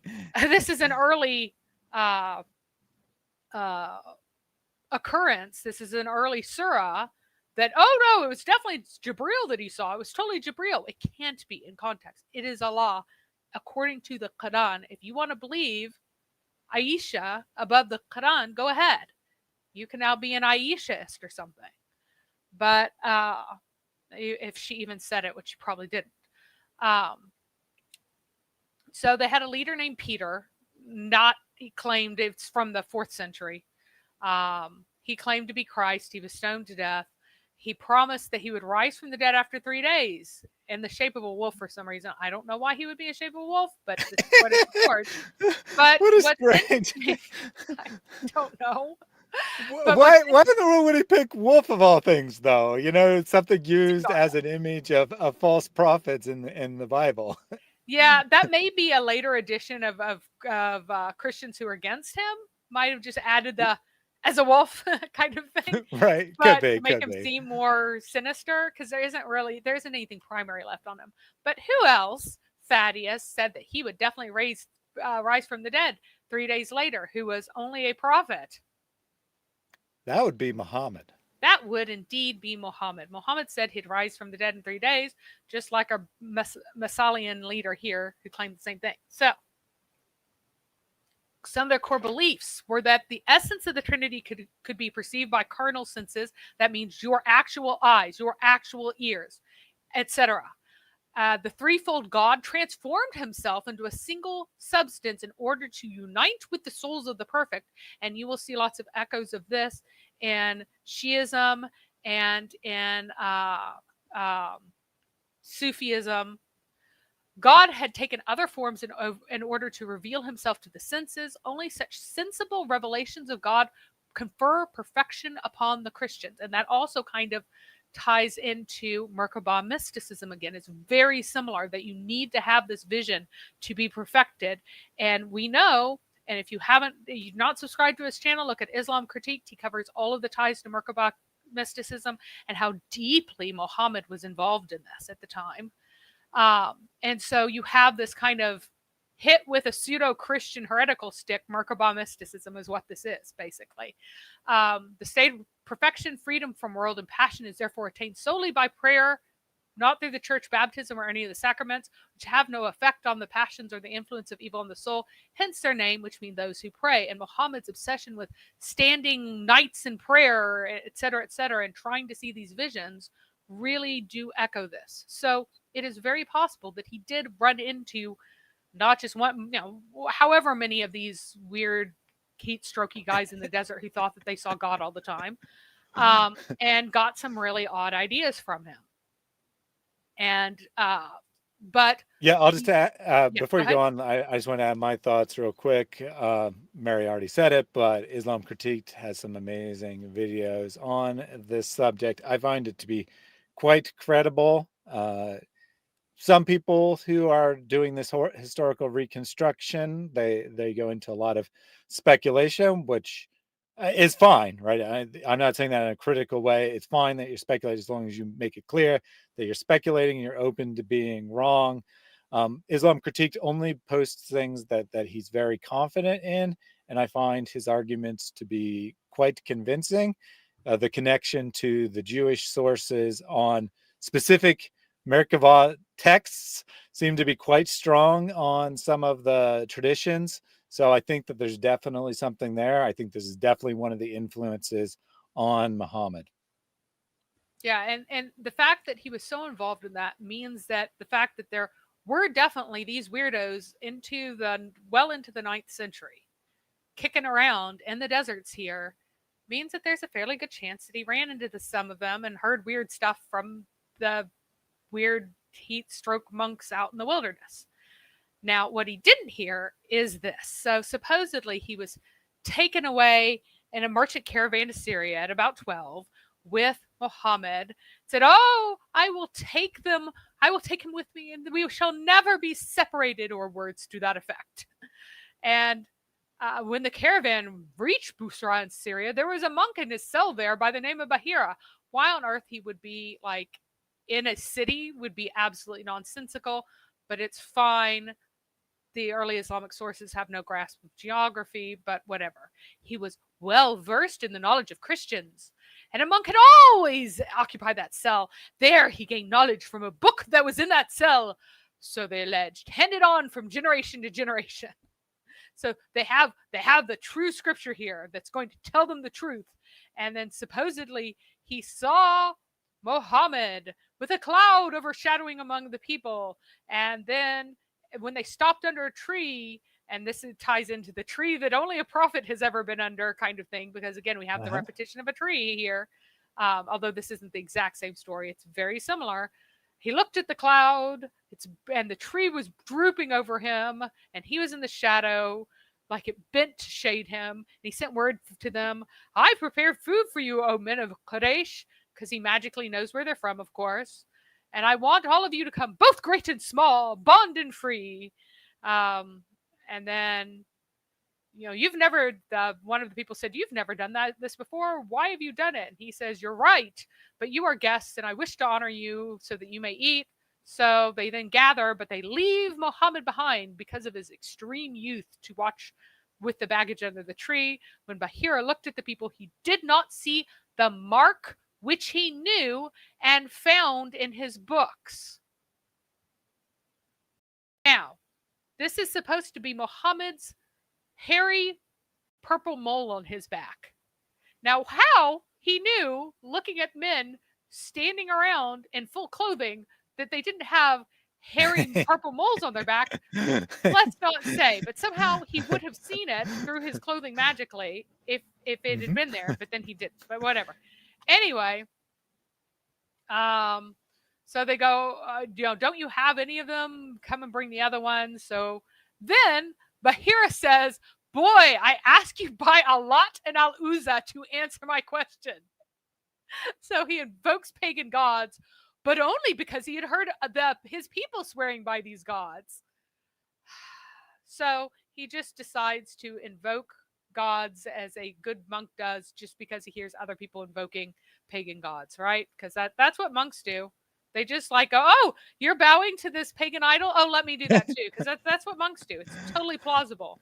But no, Muhammad said, do not ask me by Lat and Al-Uzza, but for by Allah, nothing is more hateful to me than these two, which of course is nonsense because Muhammad was sacrificing to Alat in Taif and was upbraided by someone who said he would not eat from the food that he had sacrificed as an adult to the idol Alat. But here suddenly he's a good monotheist, right? And shames the monk to show how wonderful he is, right? They said, then awesome. by Allah, tell me what I asked.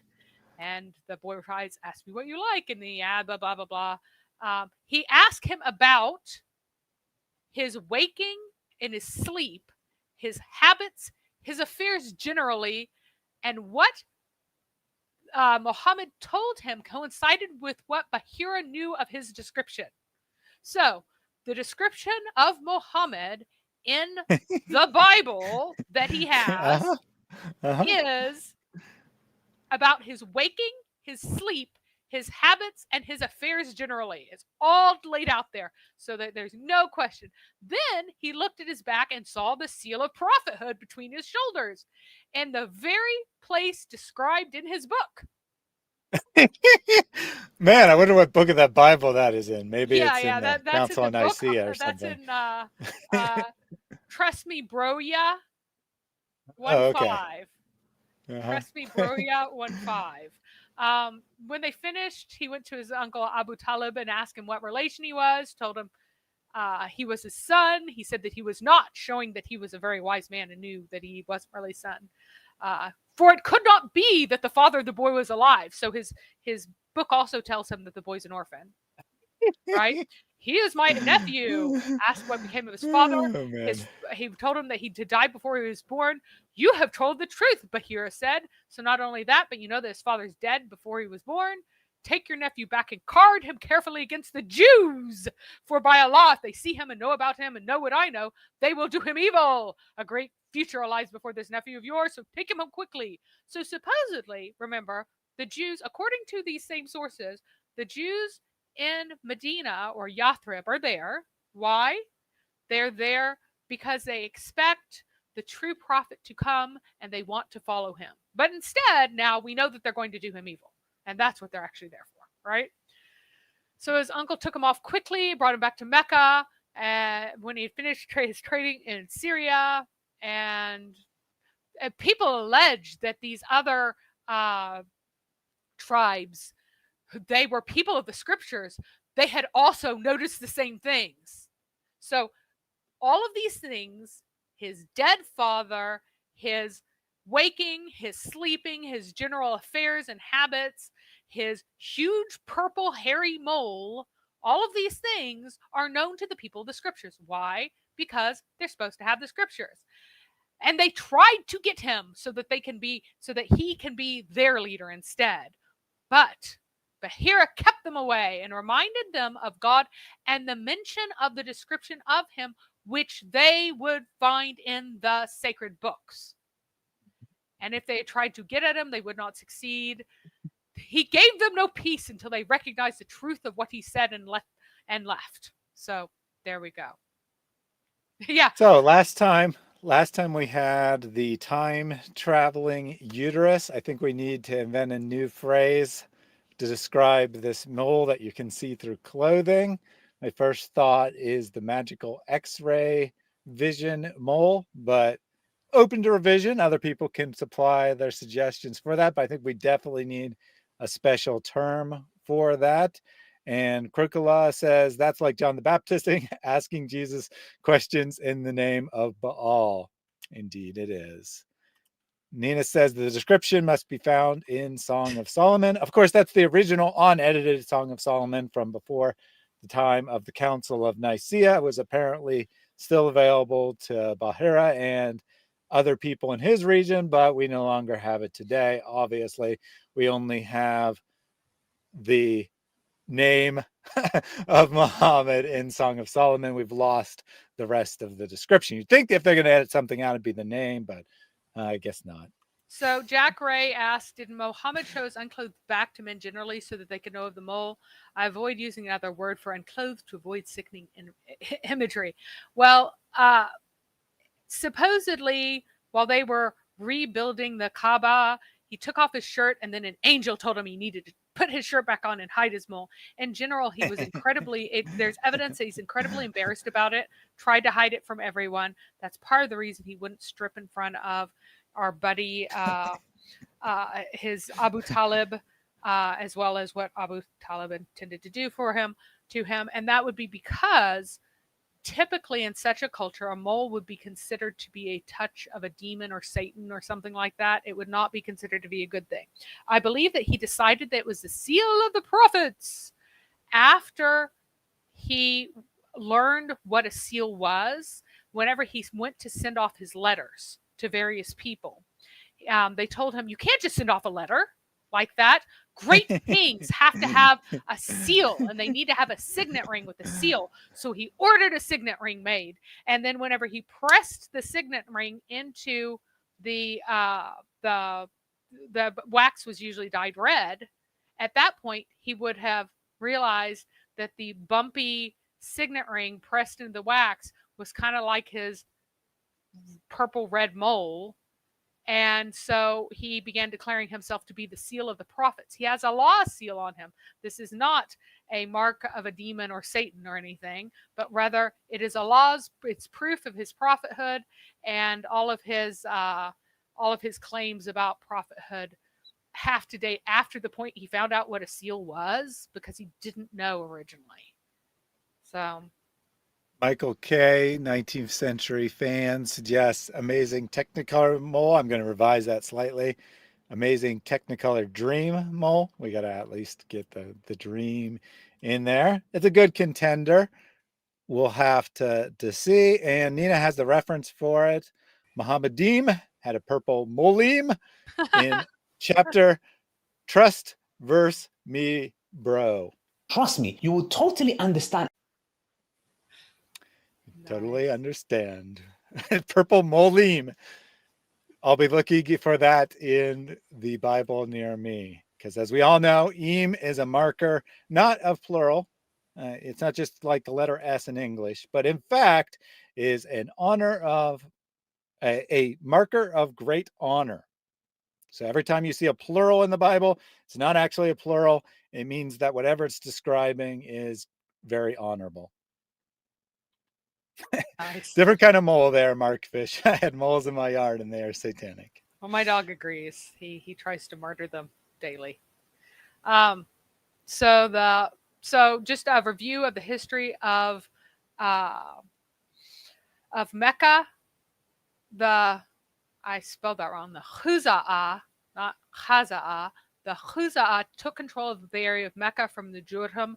There are no permanent settlements here. This is just a cultic site at this time. Then a guy named Qusay, he takes over Mecca and he forms the Quraysh, and they build the houses for the first time. Khuza'ah means the scattered ones, while Quraysh means the gathered ones. So these are not actually people who are united entirely by blood relation, but are united by alliance and essentially forged genealogies. At some point, Qusay dies and his children dispute the inheritance. So the Confederates are on one side, they're championing the eldest son, along with non-Qusay Makhzum and as their main ally. And then the other ones are called the perfumed ones. And that is the other two sons, Abd al-Uzza and Abd Manaf, who say that rather, I think Abd Manaf should actually be the real heir. The perfumed ones further splinter with Abd Shams and Umayyah and Nawfal of Abd Manaf. So these are two of the sons of Abd Manaf. They're opposing the Hashemite, their brother Hashim, their ascendants. And the Hashemites were also backed by, mainly their main backers were Abd Muttalib, who was brother of Hashim, and Asad, who is from Abd al-Uzza. So it's a little bit confusing, but you have the perfumed ones, they were all the top dog, but then they start disputing, so they kind of break into more factions, although these factions don't really have names yet. Hashem died, according to tradition, around 497, but likely considerably later. The ages are inflated of these early folks. Hashem, he introduced the letters of safe passage called Ilaf, the Ilaf system, and brotherhood alliances among the people of the Quraysh, so that a poor family was assigned to a rich family for mutual support to help strengthen the Quraysh as a whole. Around 525, the Kinda Kingdom, which were the northern Kinda Kingdom, had formed around 450 and had really dominated all of the land routes of the caravan routes. It begins to collapse. Its city of Qamar di Kinda, which is just north of Taif, it's abandoned around this time. The Quraysh, they want to exert influence over the caravan route in the same way that the Kinda probably had been doing before. They want to fill this power vacuum. So Kinda's collapsing, power vacuum, they want to move in. And then probably around 560, which is after the year of the elephant, the Quraysh introduced the Hums cult. And they abandoned slave raiding to try to shore up their monotheistic bona fides by forbidding infanticide. Because when the year of the elephant comes, they're kind of out doing their own thing, raiding people, doing whatever they want. Now comes the new power in Yemen north, and they're afraid it's coming toward them. And so when they realize that they are not being targeted, or they don't even realize they're not being targeted, they don't get hit. For whatever reason, they don't get hit. They're like, whew, that's a near miss. They could have really taken us out. We need to appear more legit so that people won't want to attack us. And the Hums religious cult, that group, had various aspects to make it seem more like it fit in with either Zoroastrianism or Christianity, that was more of a, not really a group. We're not just desert pagans. We are truly a people of religion, to be respected and to be honored and things like that. So they're trying to present themselves as much less of a tempting punching bag and more as someone who is respectable. They want to be internationally respectable to everyone. And at this time, they also introduced the external patronage system of the Hums, where a member of the Hums would have, among the Quraysh, would have people of other tribes who are like under them, and they would supply them They would get special money support from them and then supply them with special clothes to go around the Kaaba and stuff, and have this mutualistic relationship of almost vassal client, but couched in other terms so people could maintain their dignity and everything else, right? So at this time, the Quraysh have been solidifying their control of the Hijaz and controlling the land access to Yemen. And everything has been going along for them very well. They got extremely lucky not getting hit by Abraha's army. Abraha probably thinking that they were actually still allies with them, and so not even thinking about targeting them. And afterwards, they are able, Abraha falls under the Sassanid rulers, and then they are able to solidify their power even more, and they're sitting pretty until some funky things happen. So they began taking their tribute from the caravans passing through Taif. They don't call it tribute. They come up with other systems and other words and other names about how noble and wonderful they are as the protectors of Mecca. And so now all of these faithful people are giving them money, and they're giving other people money, and it's all of this exchange stuff and honor system that they're carefully not calling tribute. So there's also the fact that Abraha seemed to be trying to capture all the sources of incense, the entire incense, like the origin of it. And he also actually seemed to be way more focused on just not getting attacked by the northern people and wanting to focus way more on the water route, which was safer, way cheaper, faster. I don't think he cared all that much what was going on in most of Arabia, as long as it's not causing problems for anybody. So somebody asked, Abraha's army sounds very close with Ibrahim, isn't it? Well, Abraha is Abraham is related to Abraham, and it's an Ethiopic name. So he was an Ethiopic king. So yeah, it is related. And Ethiopia was Christian at the time, so there's nothing odd about him bearing the name Abraham. Christ of Salvation asked, can you ask Mary if there are any documents available from the 7th century with the aforementioned seal off, i.e. the literal seal of Muhammad that would have been stamped on letters? No. That didn't mean that they didn't exist, though. Yeah, and that probably wouldn't be odd. I mean, I don't think that there are any substantial number of letters from any, say, emperor of Rome that have the official seal preserved. I think there are a couple, but probably like less than one per emperor on average. And the emperor is a bit more important, contemporarily speaking, than Muhammad is. So it wouldn't be odd that they didn't survive to the present day.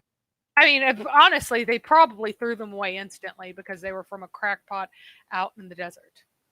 Like, indeed, they weren't even responded for the most part. Like, yeah, nobody cared. So anyway, this is talking about where he was actually campaigning at. So he was campaigning at Turba over here, and you can see Taif and Mecca way over there. So he wasn't headed toward Mecca. He didn't care about Mecca. He didn't think Mecca was like a threat. He was trying to subjugate people that he knew were rebelling. If Mecca was rebelling, he didn't know it was.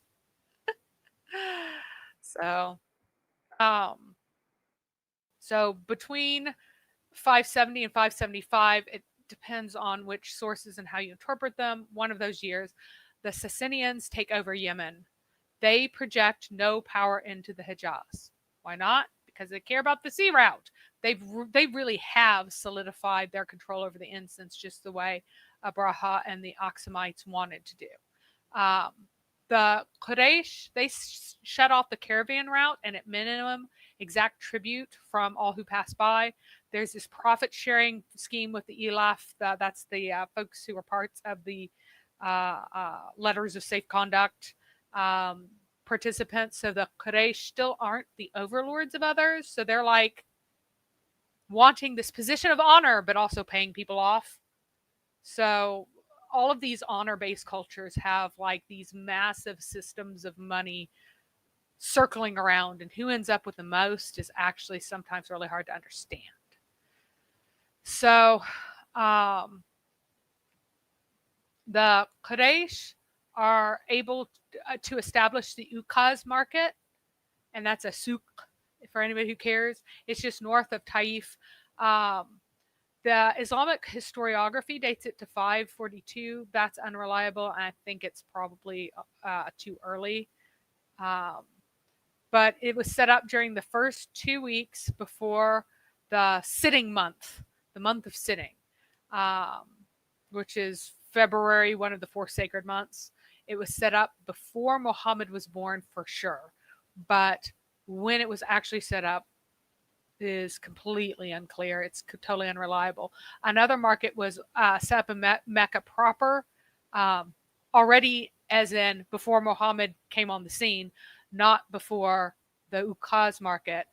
And it was set up for the first 8 days of the pilgrimage month, which was in March. So you have these the 2 weeks here, a break of 2 weeks, and then you have 8 days of another fair.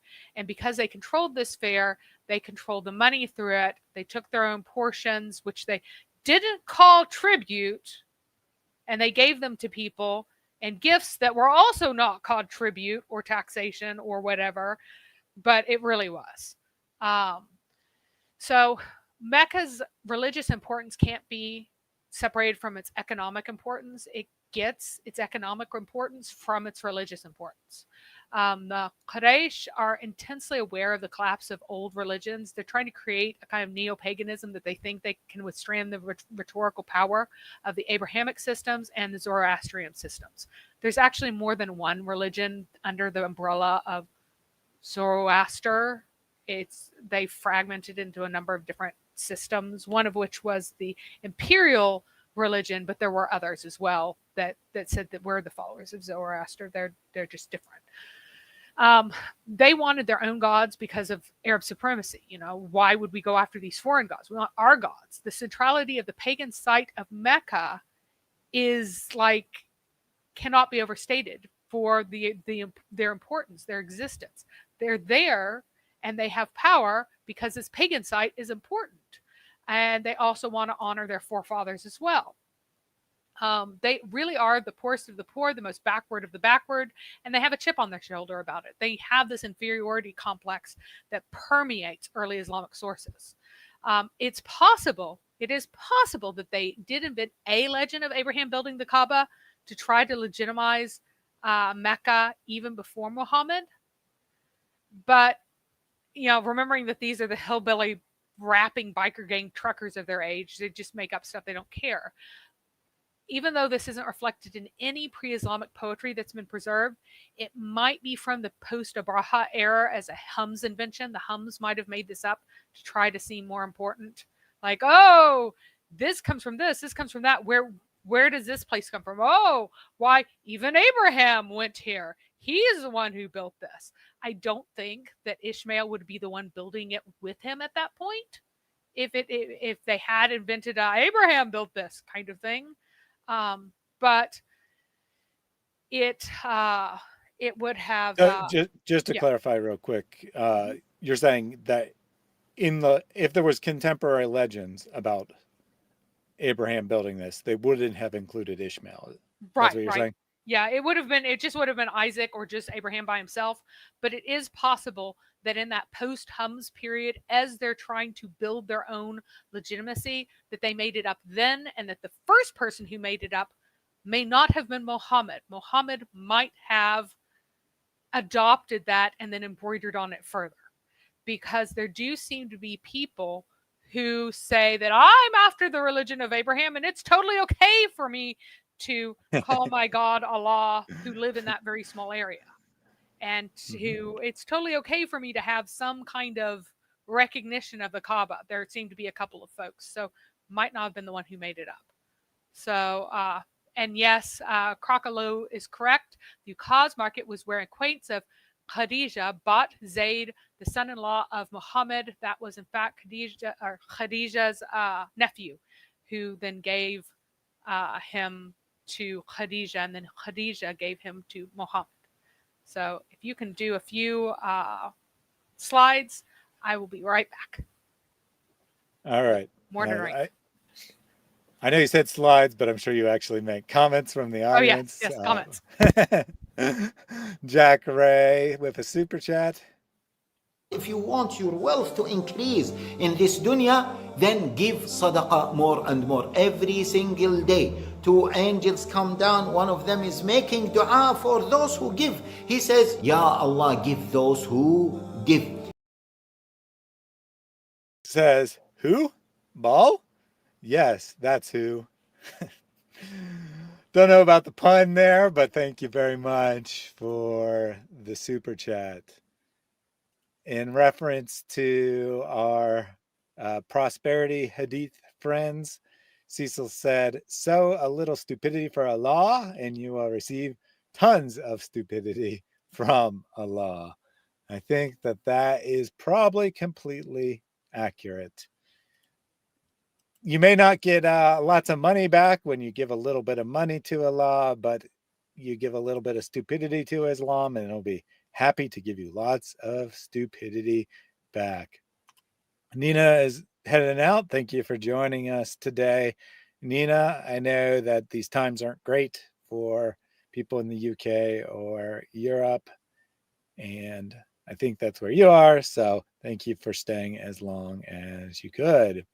Snoopy says, sounds like a very complicated family tree. Indeed. Indeed. Jihadis caused the car accident. They're extremely spiteful. No, I think that my son caused the car accident on his own, if that's what you're referring to. But all is good. He came out completely safe. So we're happy about that. Snoopy said, you can break your ankle in those holes, referring to literal holes dug by moles, but same seems to be true about the holes in Islam. They're pretty gaping. They'll cause you to trip and fall. Might not break your ankle, but you might lose your soul in the process. So definitely be aware of those holes in the narrative of Islam. Houston also said, how can something that grows out of ball worship believe the earth is flat? Oh my goodness.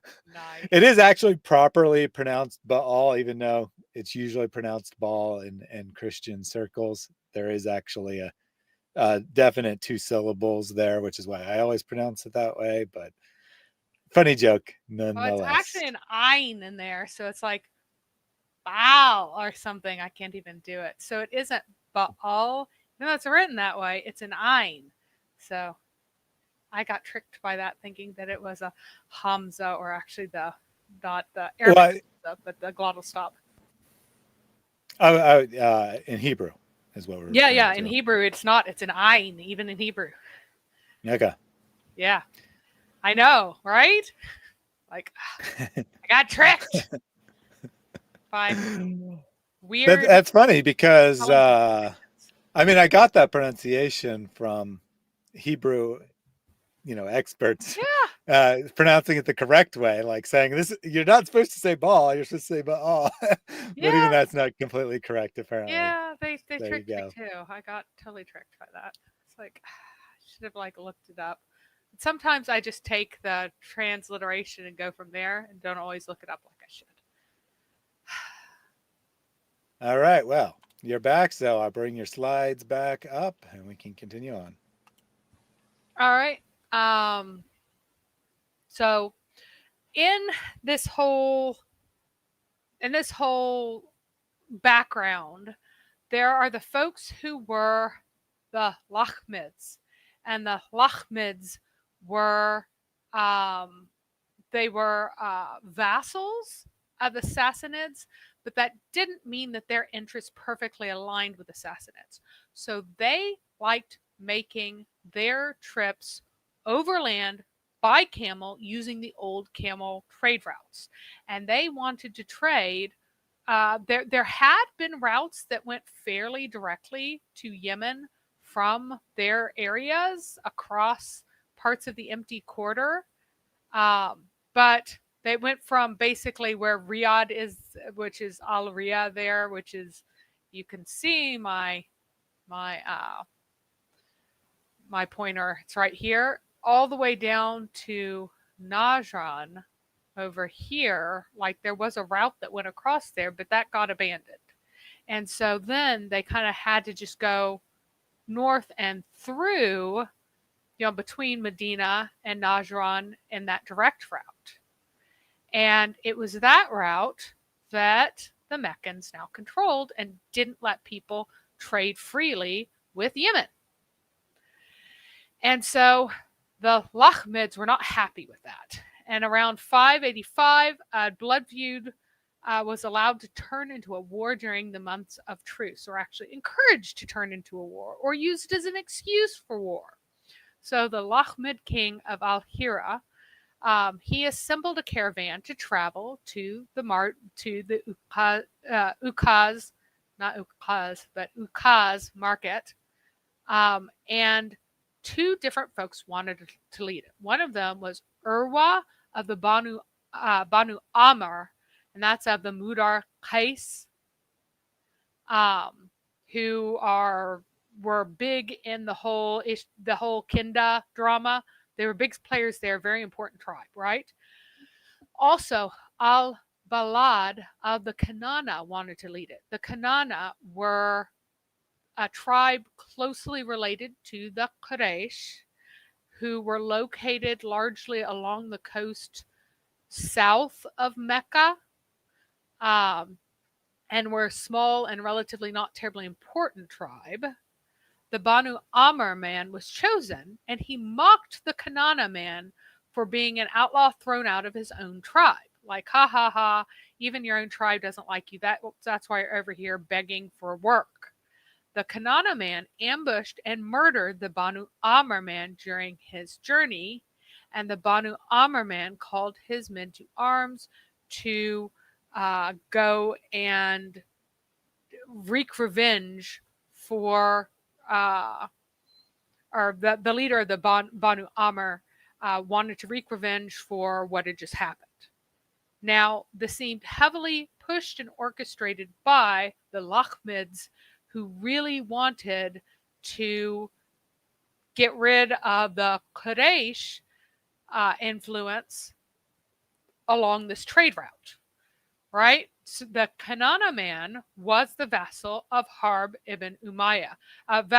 Again, I'm using the word vassal, but he had that weird religious relationship in the Hums, where he was like the person under him who got his garb, and they owed each other different favors and things, right? So he was, even though he had been kicked out of his own tribe, he was still had an important position with Harb ibn Umayyah, who was really the de facto leader of Mecca and of the Abd Shams and Nafal alliance, which kind of opposed the Hashemites. The Quraysh were still united in their support of Kanana, regardless of the internal splits, because, nobody can hit my brother except for me kind of thing going on, right? So this battle was centered on the Ukaz market, which was the real reason for the battle. So they wanted, the Lakhmids really wanted to control the Ukaz market, and so they're using this as an excuse to have a battle there. Over the next 4 years, there were battles related to this market during the truce months on the pretense of this murder. So this market was only held for 2 weeks, and it was held during a truce month when nobody's supposed to be fighting here, and they're supposed to be, this person is the honorable sheriff constable who keeps order here, and so is this person, and all of these favors are being shared around to keep this kind of fragile peace. And instead of there being this peace and lots of money made, instead there's blood feud and battles and ambushes and things related to this market time for 4 years running. The Quraysh did lose a number of battles. They lost a number of important men, but they still won the overall war over the caravan route. I like maps too. It helps me think clearly. Yep. So Thank you, we Jack have Ray. a. Jack Ray wants to know if there were 420 Hashemites. Thank you, Jack Ray. So I think we have an implicit request here to use more pictures in your slides wherever possible. Some people Yes. freak out when I show maps. They like run away. They're like, "Ah, maps! No, go look! I just got a drop. People were watching map. I put up a map and people ran away." So, so here's something really important here: is that Muhammad should have been 15 when the wars began. However, 14 was the age of fighting, and Muhammad was, in the traditions, he was too young to fight during these wars. So he should have really been about 10 when they started, not 14, 15, around there. So I suspect that Muhammad was actually only 21 when he married Khadijah rather than 25, and that everything in his life needs to be kind of squashed by 4 years forward. That he was born 4 years later, that he married her 4 years at 21 because he was born 4 years later. Because the traditions round his age to 40 at prophethood for the sake of imitating Moses, this, I believe, throws everything else off. There are kind of these weird holes where nobody's born and people are like weird ages, and the ages don't really. Normally, you'd expect to just kind of have these consistent ages and these consistent ages of marriage and this consistency between things. But because a lot of things are relative to Muhammad's age, when Muhammad just magically gains 4 years, you get these weird gaps in ages between different people. So, yes, maps do separate the nerds from the not nerds. That's why I love ArcGIS. I've spent many hours staring at generated maps because that is what I do with my spare time for fun. Literally never heard that, even though before I had my current job and I was an actuary, we used ArcGIS like on a daily basis. Never heard of anyone using it for fun, however. You should see the overlays for the different soil types in the Appalachian Mountains and the different vegetation types. They're really interesting for me. I'm odd. I do like maps. Jack says I used maps as wall decorations in my bedroom as a kid. I learned geography well. I don't remember if I technically had any maps on my wall. I think I did, but whether or not I did, I definitely liked to just look at them. I mean, they're just kind of cool, right? They show you where stuff is. I think most people, even people who wouldn't consider themselves nerds, like it when you see like a heat map type thing and you see which portions of the United States or whatever area you're from that have more of this or more of that, and those kind of maps that I think most people enjoy. So I don't know. I think that while they are nerdy, I'm not denying that. I think that they have appeal to other people as well. Yeah. So this sacrilegious war, it was kind of the defining moment in Muhammad's generation, right? And the generation above him, like it was really, really important to them in the same way that the year of the elephant was. And it defined what they were worried about, the threats that presented to them, what they needed to deal with. Then only like a year after the end of these series of battles, right, there was another potential blood feud that was about to break out, and they managed to prevent it. So what happened was a Qurayshi of Banu Saham, who are from the Confederate group, he cheated a Yemeni who had no alliance with the Quraysh. The Yemeni appealed to the Quraysh, and the corrupt Quraysh refused him justice because they're tribal, just like Muhammad refused people justice all the time. If they weren't part of his group, they rejected him. The Yemeni man recited a poem that embarrassed the Quraysh, and they were about to have to do something about it, either kill him or give him money one way or another to restore their face, right? And against the people who wanted to kill him, Az-Zubair, who was the leader of the Hashemites at that time, even though he was kind of reported to have died in the previous wars, if he was the leader now, he clearly died after the wars. One of many, many contradictions. He formed the League of Virtue, with most but not all of the other perfumed ones and agreed to cover the Yemeni's losses. Now, remember, he's the leader of the Hashemites. So who are we going to expect? All the people who are already with the Hashemite faction. And this became kind of the first official solidification of this pro-Hashemite faction. They are cast in the sources as nobly preventing another sacrilegious war and upholding the rule of law over tribal alliances and justice and everything. That's why they called themselves the League of Virtue. This also revoked the monopoly that the Quraysh had placed on trade at Mecca, which mostly undermined Abshams and Makhzum, who were the richest traders. Now, the Hashemites, spelled that wrong. Anyway, they got more money from the tithes and the various obligations that people had because they were really the head religious figures versus the head trade figures. So it didn't really hurt them as much to make this concession, even though they did make up the money of the Yemeni's losses out of their own pockets. Overall, they were not as harmed by this choice as other people had been. Because apparently the Yemeni not having an established relationship and trying to come through, that's why he got preyed on. So now they're saying you don't have to have an established relationship with us, which usually means you pay money to us for you to be able to trade from Yemen here, because we don't want to make enemies with the Sicilian rulers over here. We don't want to mess with them. We don't want to make enemies with them. Instead, we are the paragons of justice and truth and beautiful, et cetera, et cetera, et cetera. So, though this Confederate / perfume one distinction remains, so Confederates weren't perfumed ones weren't Confederates, the League of Virtue really became the controlling distinction. So it's League of Virtue versus all those who aren't League of Virtue. That becomes more important in a lot of ways. And the perfumed ones not in the League of Virtue became effectively allied with the Confederates and for a lot of things. So you'll find the perfumed ones outside of the League of Virtue together with the Confederates, the Abshans and the Makhzum, now pushing against the Hashemites in lots of ways.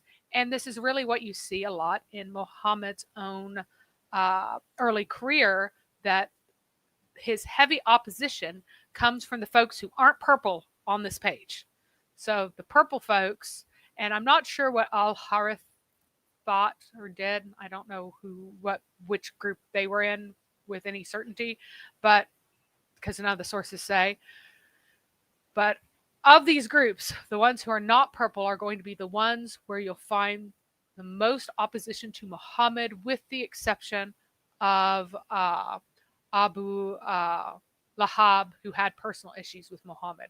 For all the people who had mainly political issues, it's going to be your orange guys, who are the Confederates, and your blue guys, who are perfumed ones who are not League of Virtue, that you find opposing him. So a lot of times you read about these personality conflicts and you don't realize the politics that are behind it.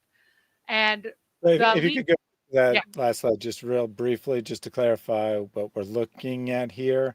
Are these ancestors and the breakdown of the groups behind them? Okay. Yeah, these are clans. The one at the end are the ones you're looking at. And that has their entire official ancestry.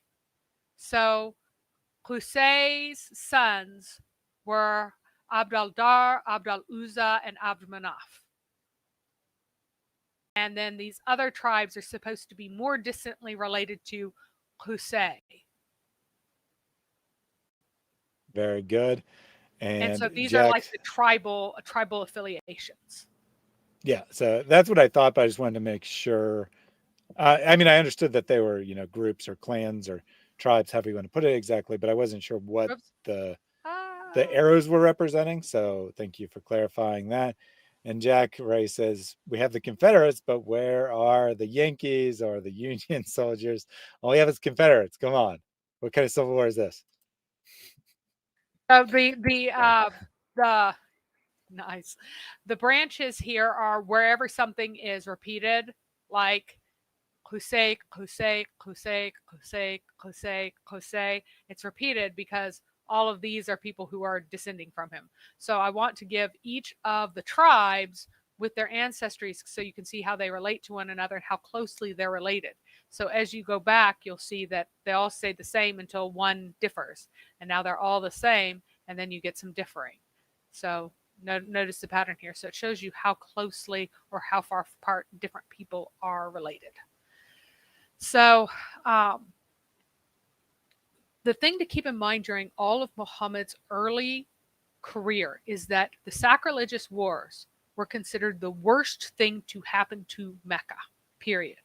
So the year of the elephant was the worst thing that didn't happen to Mecca. It was their biggest miss. And the sacrilegious wars were the worst thing that ever happened to Mecca.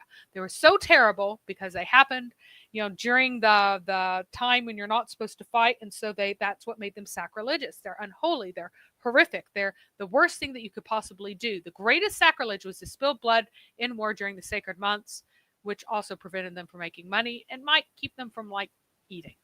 So, that's funny. Yeah, Mr. has a good point, right? I said, where are the Yankees or where are the Union? And he says there aren't any because they all have slavery, so they're all Confederates. That's funny. That's very funny. So now here is where we finally get to the main point.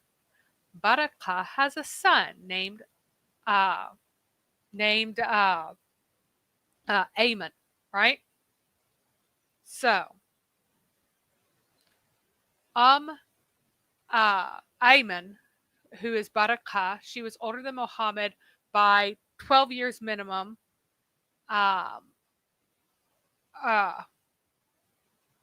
Or actually, she was older than him by 4 years, 8 years absolute minimum, according to the birth narrative. I don't know why I wrote 12.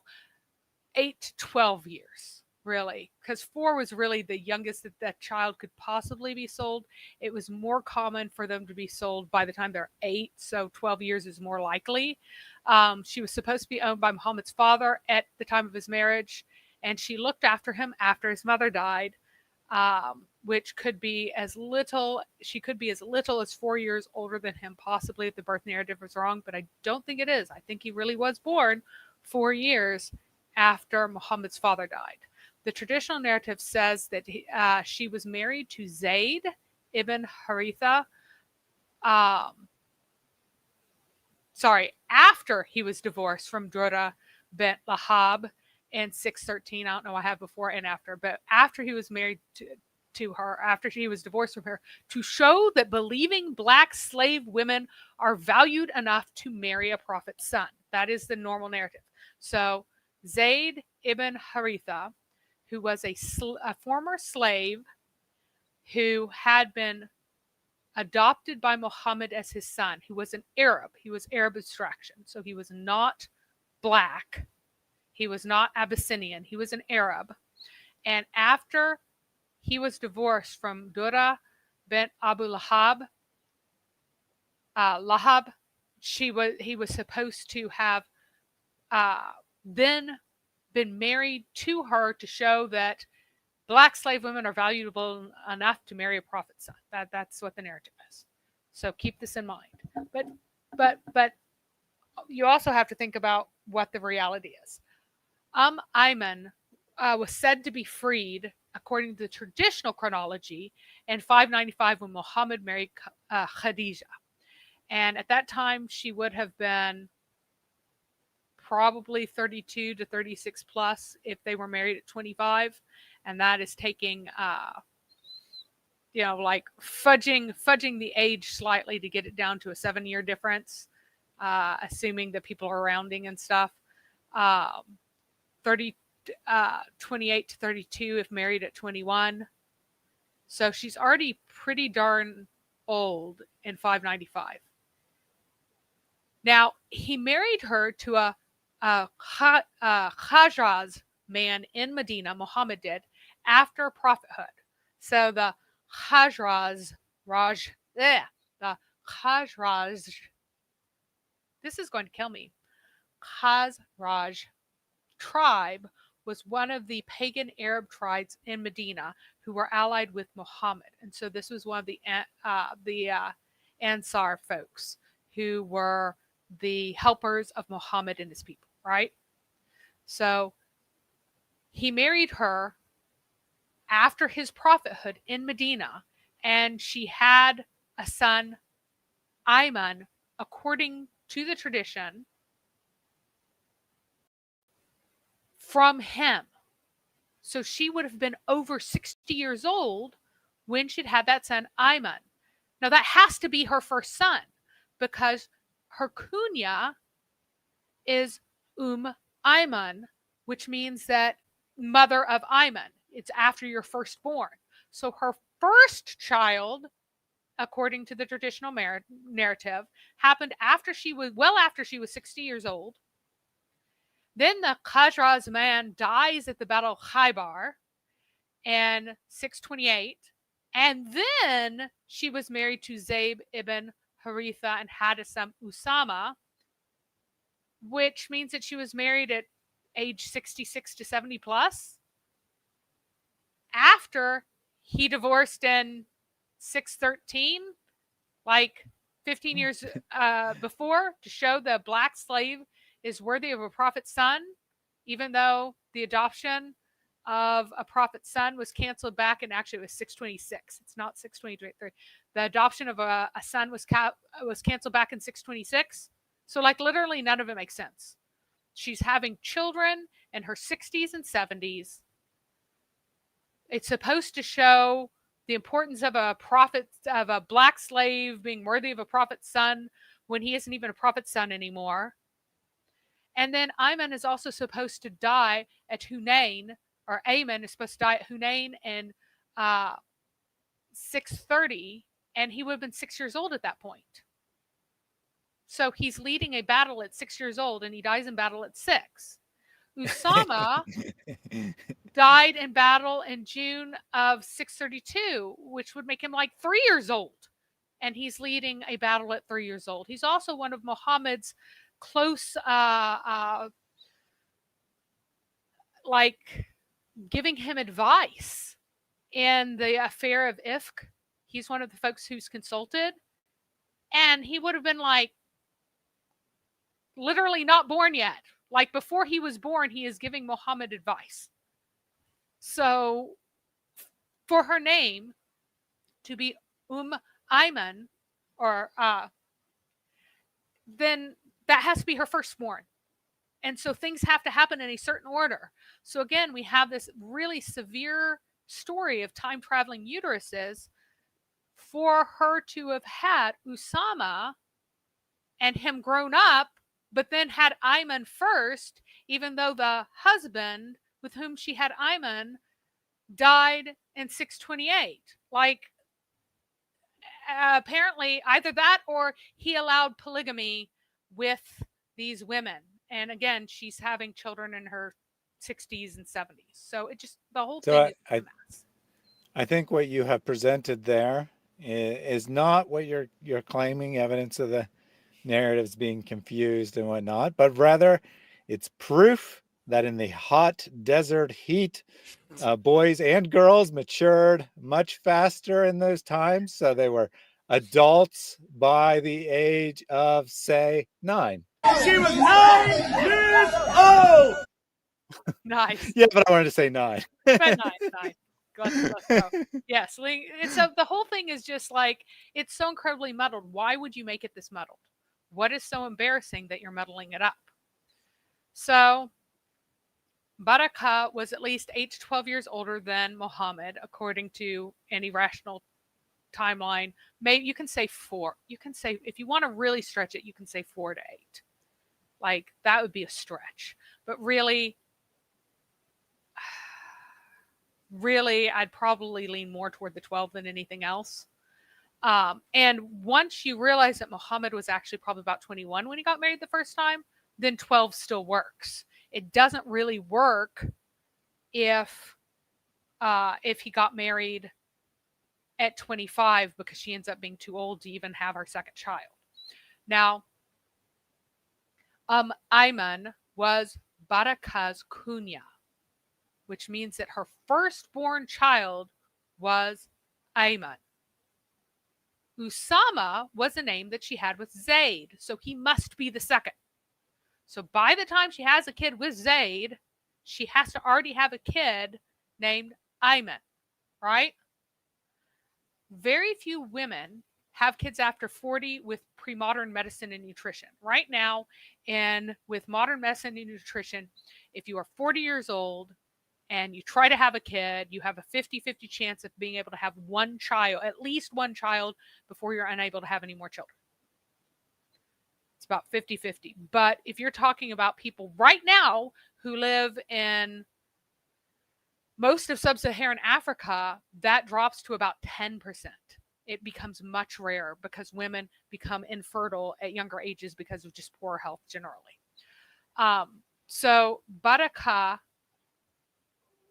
had to have had both sons before 610 when she was already somewhere in her 40s. If she's above 44, we can say that, disregarding a freak accident, just a freak circumstance, she's not having any more kids. Zade was said to be 10 years younger than Muhammad. Another tradition says he's only 6, and that's interesting because it ties to Muhammad actually being 21 at the time he was married. Because if Zade was 15 and Muhammad was 21, you get your 6, and you still have Zade at 15, which is really an age that makes sense for Zade having been captured, given to Khadijah as a boy of the age of captivity, and then being given to Muhammad. Like that, those stages have time in which to happen. Zade would then marry Ayman probably between the ages of 16 and 18, and she's somewhere in her 30s. Then she does have one son, Usama. That makes sense. Having one kid in her mid-30s and not having any after, like even kids after 35 were probably 50-50 having one kid after 35 in this pre-modern time with bad health. So that makes sense. So when does Ayman factor in? If Zade is marrying Ayman almost immediately after Muhammad marries Khadijah, Ayman already has to be born. He has to be born into Muhammad's house before Zade ever marries. So before you get to the meat of the matter there, I did want to highlight a couple of these comments here. Snoopy says, complicated aging in that part of the world. I guess 1 year of life in that part of the world is equal to 10 years here. Well, I think that the complicated works better because you can't, it's not like a straight conversion, right? Because otherwise then Aisha would be 90 by the time she reaches 9 years old, and we definitely can't have that. But to get be old enough to lead a battle at age 3, I guess you do have to be close to 10 years each at that part of your life. Crocaloo says, my mother was 49 when she had me, just saying it's possible. And yes, Mary said it's possible. She said it's 10% chance after the age of 40 to have a child. Just 10% to be clear, isn't zero. It's in the ancient world, it would be about a 10% chance. Right now, between the ages of 40 and 44, you have about a 50% chance. If you want to have a kid in that time, you have about 50% chance of having one naturally without IVF or something else. After the age of 44, that drops to less than 1% chance of ever having a child. Okay, that's how precipitously things fall.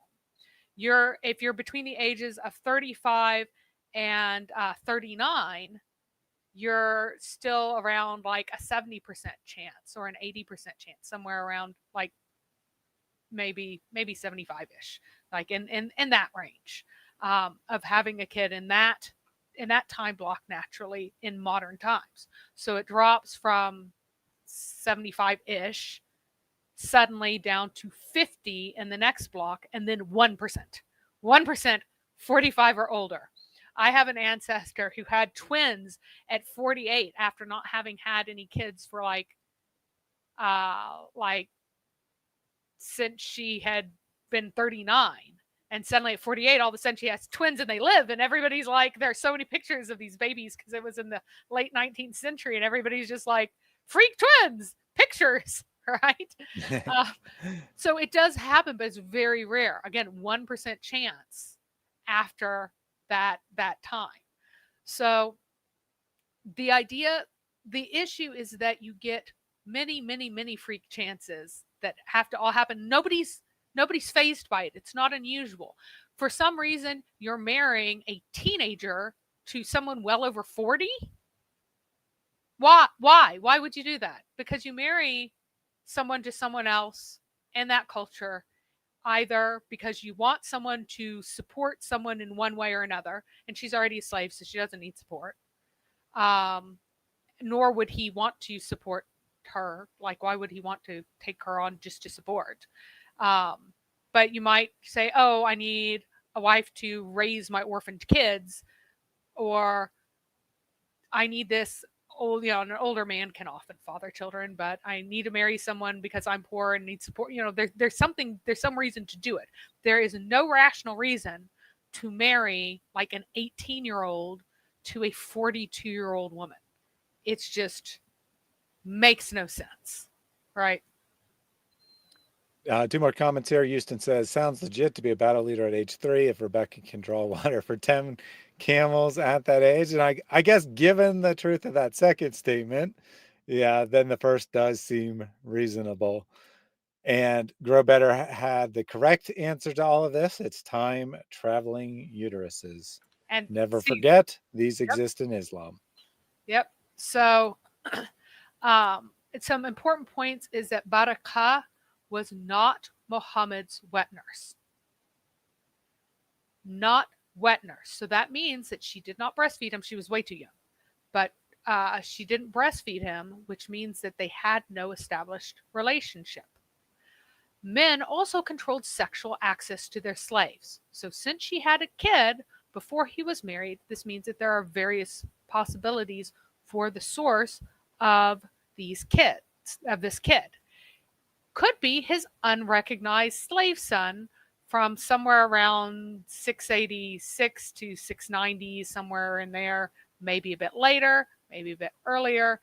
That would be if he was 26, 25 when he married. He would be the unrecognized slave son would be younger than that, younger than that if he was only 21 when he married.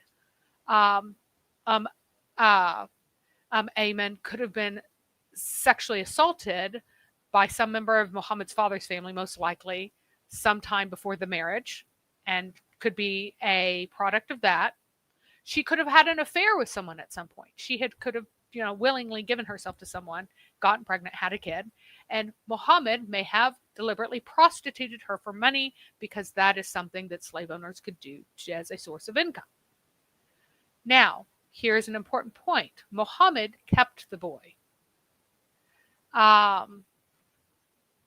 If he was 8 years old before 695 and he wasn't Muhammad's, he would have sold him because he would be worth a lot more money than Muhammad could possibly. Muhammad would not have wanted to spend the money to continue raising this child who was not really a source of income for him yet, not old enough to really be a source of income, but old enough to be worth money. No one else bought Baraka and her son, which kind of indicates that there wasn't anyone else thinking that they were the father. He could have also just had the boy killed because the kid was a slave. Hums or not, it probably still happened. And, he might have wanted to, if he knew who the father was, he might have wanted to sell the child. Now, casting lots and soothsayers determine paternity outside of normal marriage in most cases. And since Ayman was in Muhammad's house and immigrated with Muhammad, that shows that she was still connected to Muhammad in his mind, one way or another. She was attached to Zade at that point and was still part of the family and still came with them and still had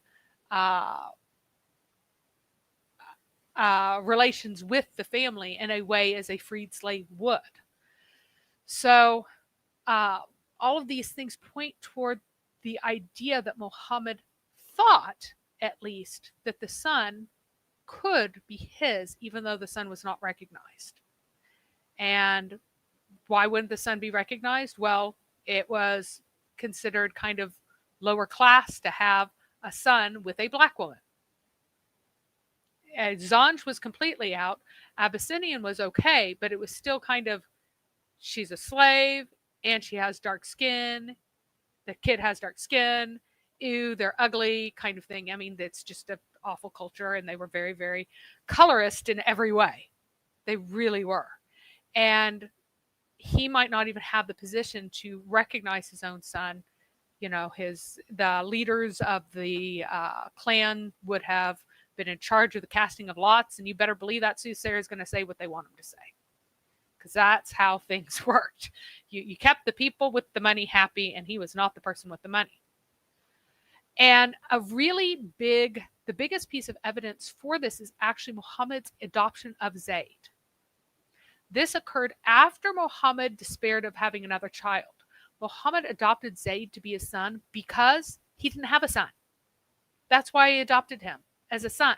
He didn't adopt him as a bonus son. You didn't adopt a son if you had a son of your own, unless it was for alliance reasons. And he had no reason to want an alliance with a former slave boy. Okay? So he adopted him after he despaired of another child.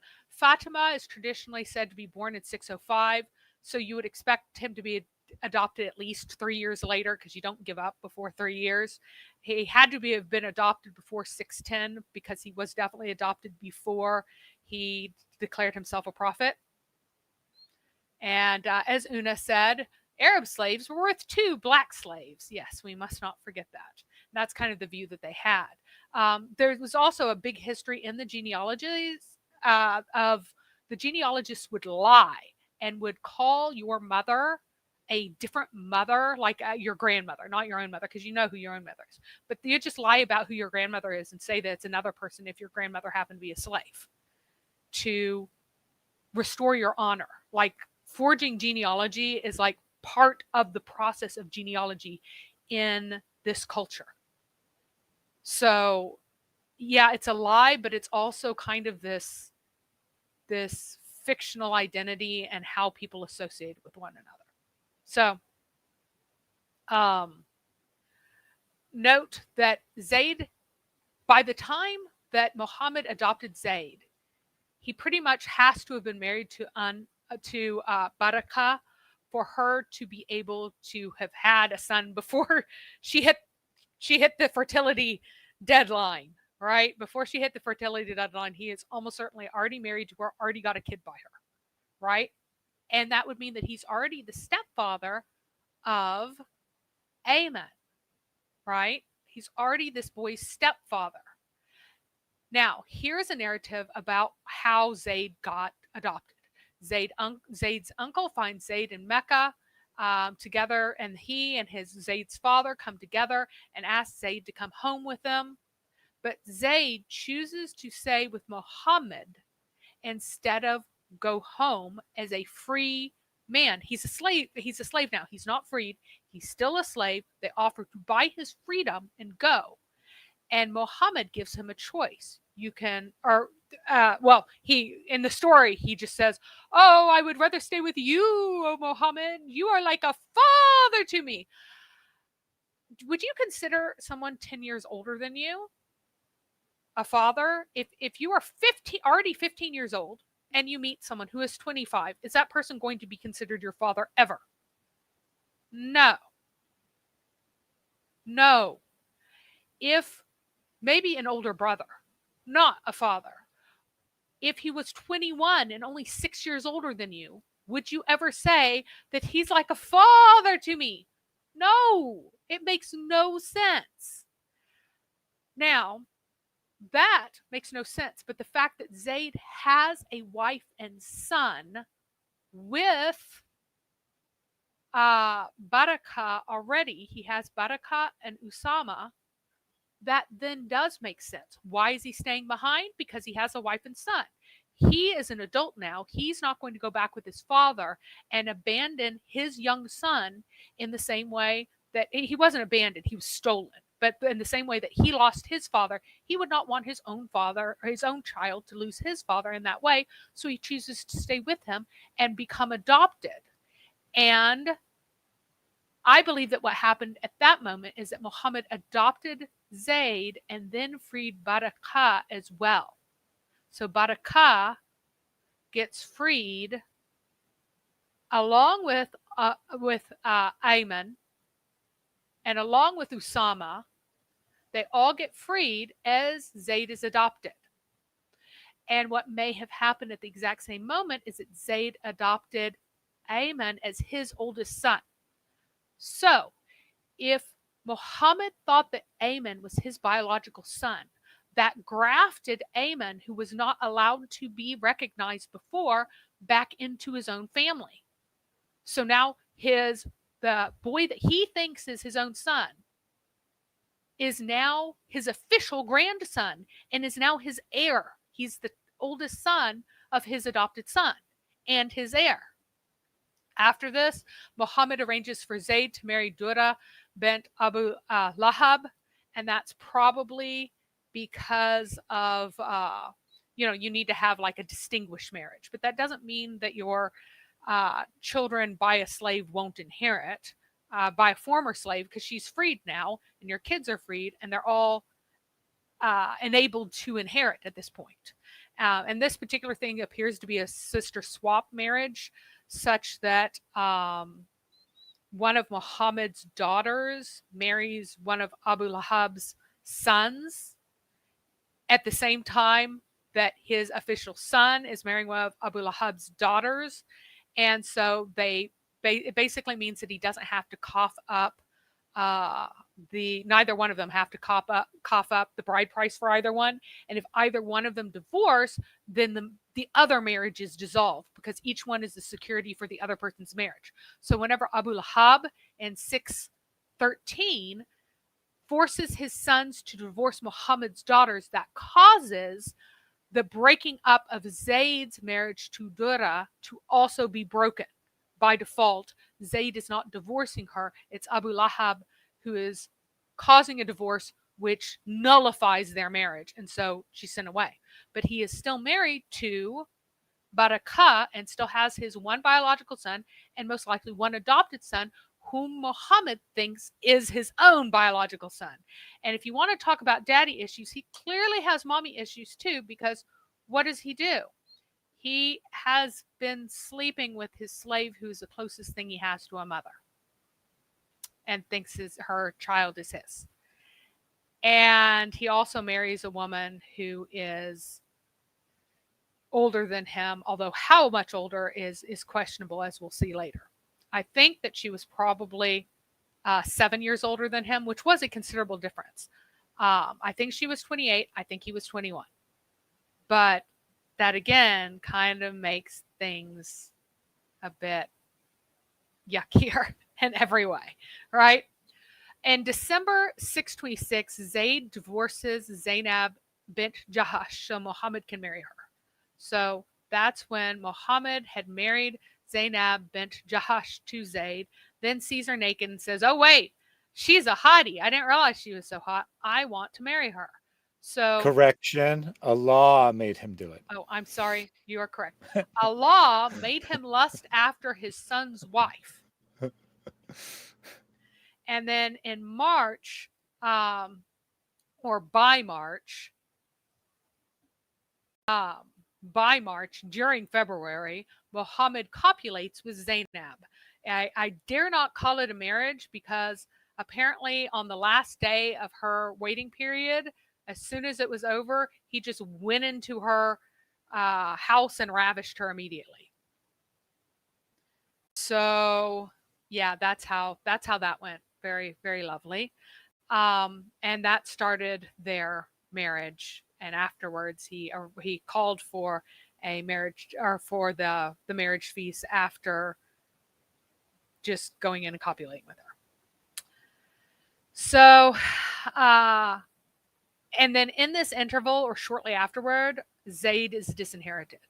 Because at first Muhammad says, this is to show that you can marry your adopted son's wife. And then later he says, this is because Allah says no adoption.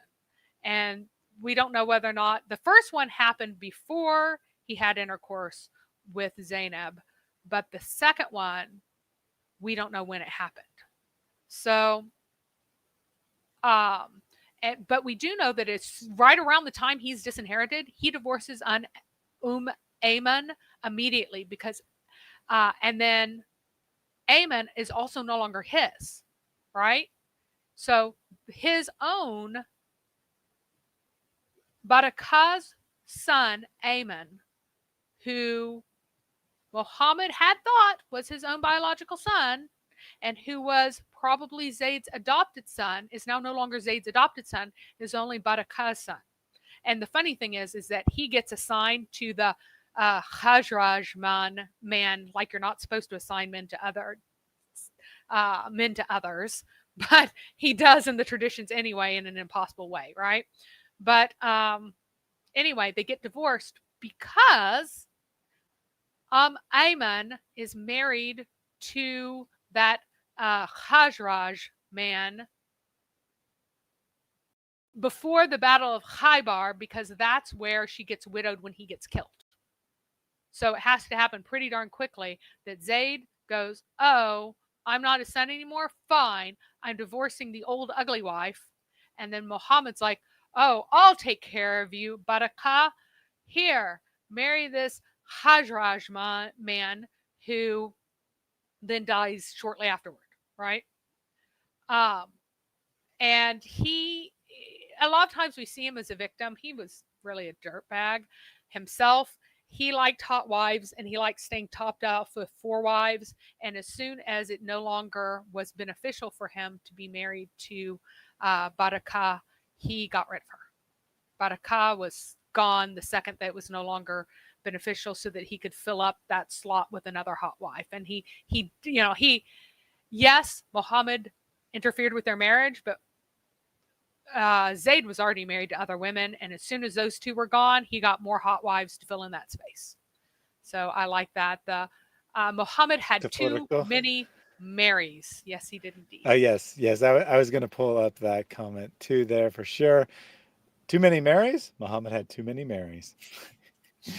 And there were several comments about this being very confusing. So let me just see if I have this right. So Muhammad has an adopted son, Zayd. Everyone knows this part. Zayd, as one of his 4 wives, is married to Zainab, who is very attractive. Muhammad is also attracted to her. It kind of explains why he was so quick to divorce her. He's like, whatever, I don't care. I was just using her as a sex toy anyway. I can get a new hot wife. You can have her, Muhammad, if you really want her. But then Muhammad gets in a lot of trouble over this whole marrying the ex-wife of your adopted son thing, abolishes adoption. Zayd is no longer has the status of Muhammad's son. Because he loses that status, he divorces Ayman, which was another one of his wives, right? Another one of Zayd's wives. And then Baraka, right? Right. And so he's divorcing Ayman. She is Baraka, who is Muhammad's nurse and who has 2 sons herself already, and has had these 2 sons for a long time. The first one, wait. Go ahead. So she's older than Muhammad, right? Yes, probably. And she's married to at least Muhammad's 8 years, son. but probably more like 12. But yes. And she's married to Muhammad's adopted son, who's obviously younger than Muhammad. Yes. So there's a massive age difference, right? And because he's no longer connected to the family because of the abolishing of adoption, then that marriage is dissolved. And then Muhammad finds a new husband for his nurse, virtual mommy, if you will. This is so disturbing that his pseudo mommy is married to his adopted son. But anyway, then he just finds another man for her. Yes. But the most important part is that she has 2 sons. Both of these sons were born before Islam. One of them is Ayman, and he has to be the oldest one, and he is not Zayd's son. So he has to have been born before Muhammad married Khadijah, or else Khadijah probably would have kicked him out. And so he was born before Muhammad married Khadijah. And Muhammad believes that this boy is his own biological son at this time. He believes this. And so when he adopts Zayd, and so he marries Zayd to Baraka, and at this time they are both slaves. Slaves marrying each other are very common. If you have two fertile slaves, you very often let them marry each other, and then their children were your slaves also. So you got more slaves, you were slave free, basically. And so they have a son, one son, Usama. So now there are two sons. Usama, who is from Zayd and Baraka, and Ayman, who is from Baraka, and Muhammad thinks that this is his son because he's been sleeping with his nurse, because his nurse was his slave and she wasn't his wet nurse. So that was totally legitimate to them. Now, the age difference between the two is probably, my guess is about 18 years, which is pretty huge. But whenever you have two slaves and you want to marry them to each other for a purpose, that would be a purpose to marry them to each other. Now, this meant that originally with the adoption, Muhammad acquired a legal son in Zayd.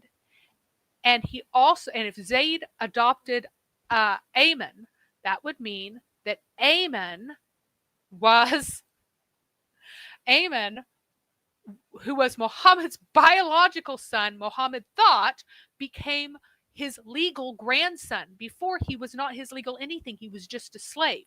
So it was a way of legitimizing Ayman without directly adopting a son and, setting himself up to the criticism that, he's just, he has this son who is determined not to actually be his son by the casting of lots method, and he's just delusional and thinks that this is his and it's not his and all the rest of that. So he can go ahead and legitimize this guy that he thinks it is his son through this convoluted way.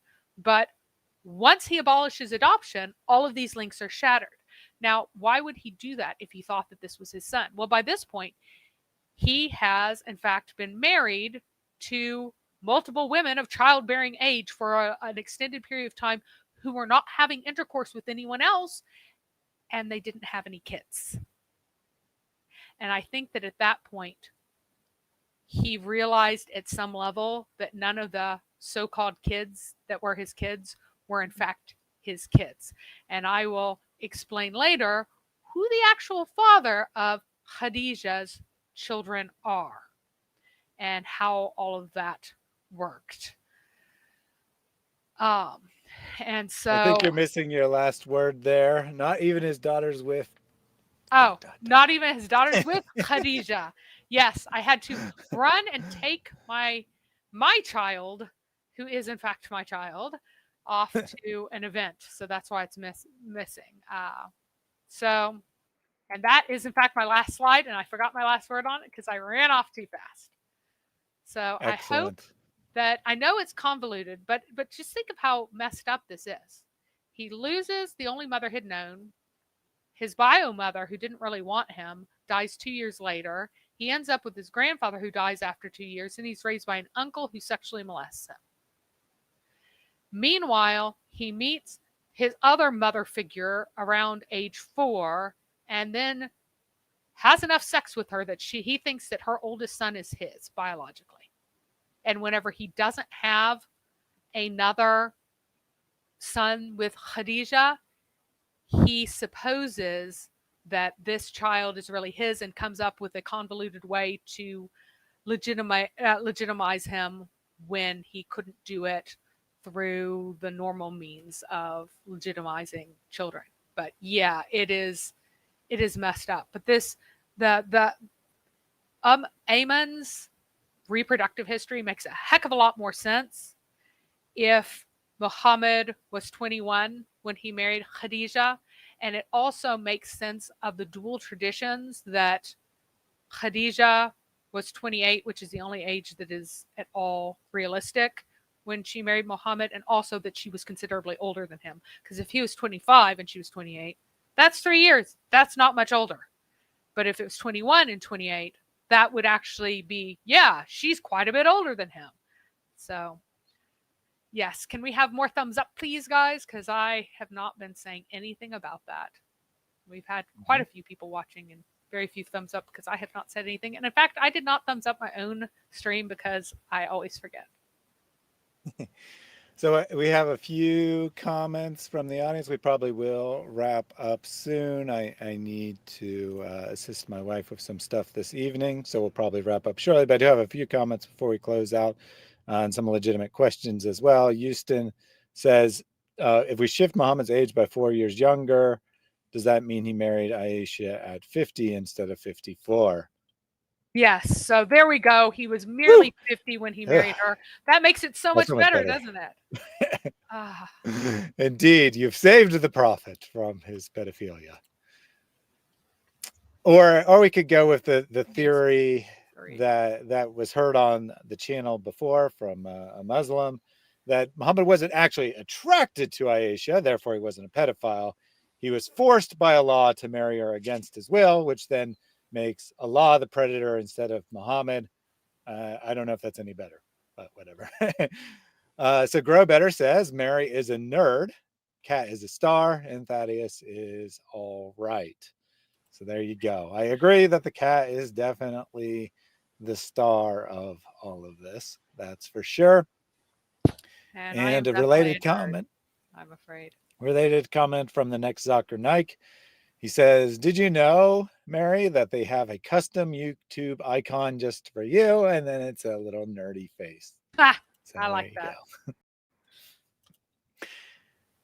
All right, let's see. Serious question. Did Muhammad have some physical problem? 11 or 13 wives and very few kids. I find it hard to believe that most of his wives were infertile. I think that he was infertile from the beginning. I think that Khadijah's, his actual supposed kids were actually Abu Talib's children from Khadijah, and I will explain why I think that later. I think that Baraka just had a boyfriend somewhere, most likely. I mean, she could have also been raped, but chances are high she was raped too. But I think that probably had a boyfriend. It's also possible that she had a daughter in there who got killed and might also be part of Muhammad's obsession with not killing baby girls, that he got pressured into as a young person into having, because obviously Khadijah did not kill any of her daughters, right? She had at least 5 daughters, for supposedly by Muhammad, and one before Muhammad was married her, who ended up having a kid, and then their line died out. So she was not killing her daughters. Why was Muhammad so obsessed with it? He probably saw it around him a fair amount, even though the Hums were not supposed to do it. So yeah, I do think that Momo was shooting blanks from the beginning. I don't think that any of those kids were his ever. But I do think that he sincerely believed that Amen was his kid for a long time. And the reason why we know that the kids aren't his is because he was married to a number of women who were of an age still to have kids, who had already had kids. So they have kids, and they're of an age that they should have more kids if they got married to someone else, did not have kids. Married to a number of very young women, had young rape slaves, and only one of them ever had a kid. And everybody's response when she had a kid was, oh, she had it with that other guy who she claims to be her brother or cousin or whatever. So, but probably isn't. Yep. And more details on that next week. We'll definitely be having a stream on this, and it should be next week. So definitely tune in same time for that. I think you're fairly new to the channel. We do these, well, I shouldn't say every week. So Mary and I stream every week, but we mix up these deep dives into history with some lighter subjects from time to time. Nanny says, his life makes me want to weep. Yeah, I have to agree with that sentiment for sure. Francis asked, what are your sources? Okay, so a lot of the sources here are Ibn Ishaq for a lot of what I've talked about, but a lot of them are um, like the official biographies of the Sahaba and a whole bunch of different sources. As long as they're all agreeing, they're probably drawing from legitimate sources. If I go to a Shia site and a Sunni site and like 5 different Sunni sites and they're all saying the same thing about the biographies, a whole bunch of different hadith that talk about these various occurrences. Um, Al-Tabari's history of when people died and why people died and things like that. So the actual like literal timeline is like a lot of things they'll say, oh, he died at during the Battle of Khaybar, right? And so then I have to look up, okay, when was the Battle of Khaybar according to best estimates and put all of these things in order. So you also might notice that, I think that the whole reason, and I honestly think that Fatima married her half brother. I think Ali was Fatima's half brother. And the reason that the marriage did not occur previously between Muhammad and the leader of the tribe, who was Muhammad's favorite and closest uncle. No marriages occurred between their families before then until um, until Abu Talib died, is because Abu Talib well knew that he could be the father, and Muhammad was still in denial that he was the father, even though he was the one who arranged the whole situation that ended up with him being the father. And so in his denial, he like had half siblings marry one another. And it's so ironic that they're the only ones who produced children who survived more than one generation to adulthood. Let's see. So this is not directly related, but Nina, so when did the rumor of Muhammad being a descendant of Ishmael start? I think after he made it to Medina or Yathrib, he's like, oh, I'm the prophet like Muhammad, or I'm the prophet like Moses. I'm the prophet like Moses. He's been saying, I'm the prophet like Moses. And the Jews there went, lol, no, you're not. You're probably descended from Ishmael because you're an Arab and we think the Arabs are descended from Ishmael. And the prophet like Moses is from the sons of Isaac. And here's the proof, and showed the text, because there is a part of the Quran that is a near perfect like paraphrase of the I shall raise a prophet like you from your midst, like this double you and you together, that's put in the mouth of Ishmael instead. So Muhammad then forges a new prophecy and places it in the mouth of Ishmael. So he is the prophet after Abraham at that point, and switches his thing to act as if being from Ishmael would mean something. Whereas the Jews were pointing out he's probably from Ishmael because they think that the Arabs are mostly from Ishmael, to say that he can't be a legitimate prophet. And so he fabricates this new prophecy that he places in the mouth of Ishmael and Abraham, and say that, so he needed to invent this after the Jews went, no, you're not, you're from Ishmael. So I think that that's where it came from. The Arabs themselves had no, I don't think he even knew who Ishmael was before he talked to the Jews. The naughty scientist says so many wives and no children. What a great example of impotency. So I just want to clarify that officially Muhammad has some children, a few daughters that live to adulthood, and a couple sons who die in infancy. But Mary is doubting that any of those are his actual children. And it's I just wanted to between 1 clarify. and 3 sons. And also it's between 1 and 3 sons. Nobody has any idea. And some sources say even more than 3 sons. Like some sources will go like, I think as many as 4 sons that all supposedly died in infancy. But I think it's probably 2. Most likely 2. But they're not his. I don't think any of them are his. I think that they're all from Abu Talib. Catholic 3 DOD. Funny guess what? Muhammad was an Arabic racist because he called Negroes black raisins. And Islam, I will say that there is definitely material that would be considered racist today. It's somewhat debatable whether it would, strictly speaking, be racist because people don't really have a conception of race. But he certainly, like most ancient people, was opposed to those outside his own group. And that would include having massively negative views of those from sub-Sahara Africa, to the point where they're viewed as not human beings. Maybe not strictly speaking racism, but certainly led to racism in Islam in the modern sense as well. Yeah, he had both colorism, meaning that he discriminated on the basis of the color of skin. That is baked into Islam. The lighter you are, the better it is. That's why they wanted all the hotties from the Balkans and the hotties from the Crimean Peninsula and all the blondie girls, because they thought that they were more attractive.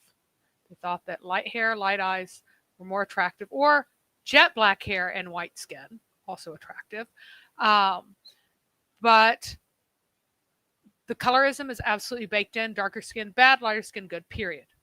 That is absolutely true in that culture in every way. And into what you get for being a good black person is to be white in the resurrection.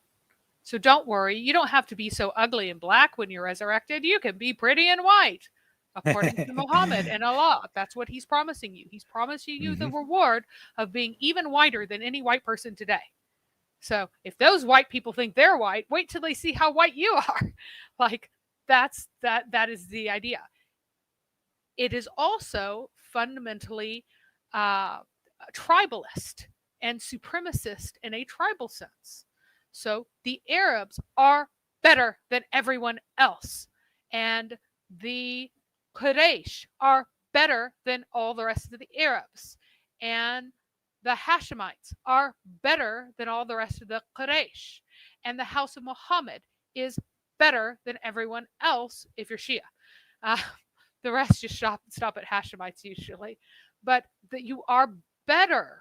Now they'll go, oh, well, you aren't better just because you're from that. You're better because you are more pious and more wonderful and more kind and more generous. Yeah, that's what this bigotry is. Nobody says that people are better just because they're from whatever. They're saying that their people are objectively better in every way, that they're smarter, more beautiful, taller, stronger, more faithful, more pious, more whatever. They are better. That's what, because, and that Arabs are better than everyone else. So if you go, there is no difference except in piety. Yeah, but who is the most pious? Always. Always. The Hashemites are more pious than other people as a group. Period. And that is the definition of supremacist and supremacy of that sort. So you aren't avoiding bigotry by saying that, oh, but they're better because they're actually better. No, that's what the bigotry is. It's not that they're better because of some esoteric whatever. It's they're better because they're better. They're better. Like, that's what it is. Yes.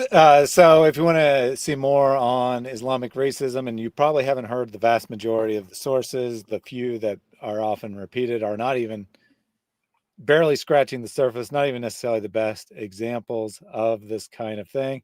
I have 2 long live streams where I go through these with a couple of my African friends and look at the racism within Islam, source after source after source.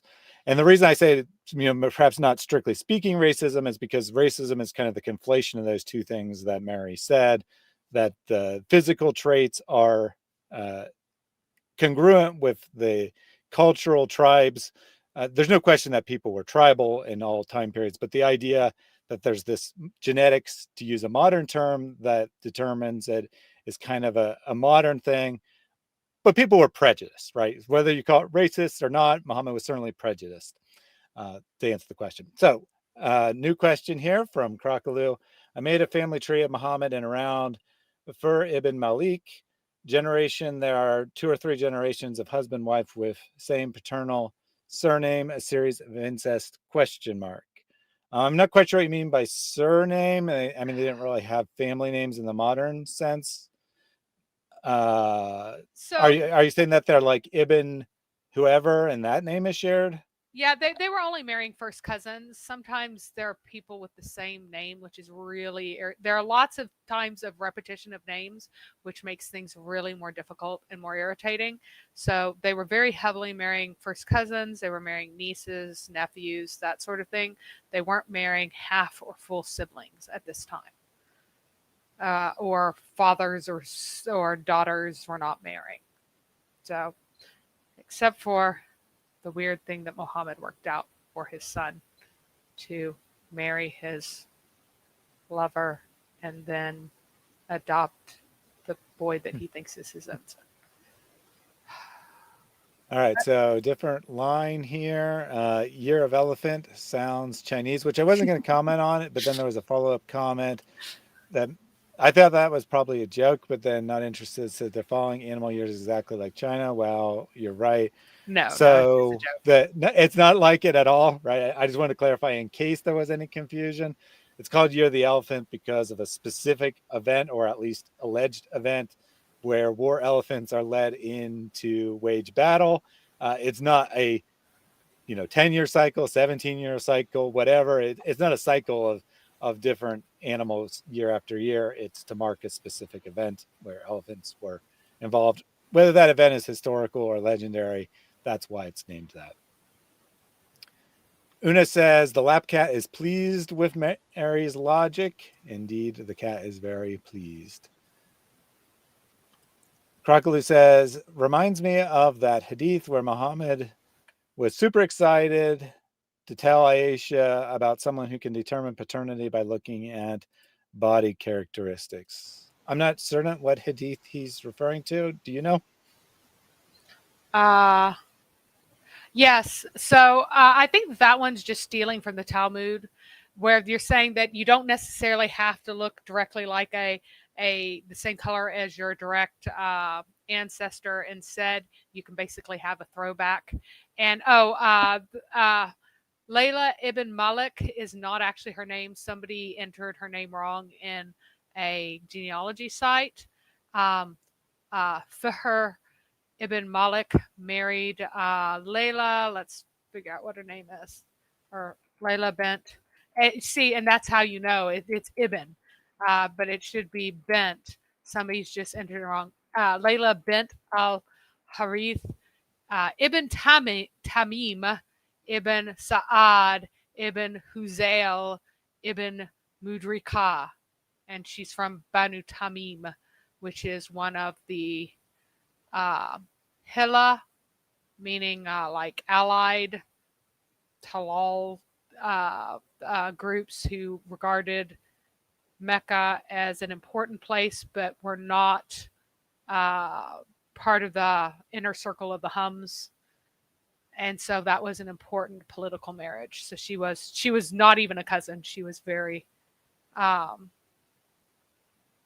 no, Atika. So somebody's assigning her name. Somebody's using a genealogy site wrong and assigning her name as if she acquired her husband's married name somehow. So And so actually what they're doing is they're treating it like a surname. And yeah, thus it's the not. woman gets the husband's name. Someone doesn't know what they're doing, I think. Okay. Snoopy says, so Muhammad was abused from childhood and continued to abuse others. Cycle continues to today. Indeed. Very true and very sad. And that's all I can say about that, really.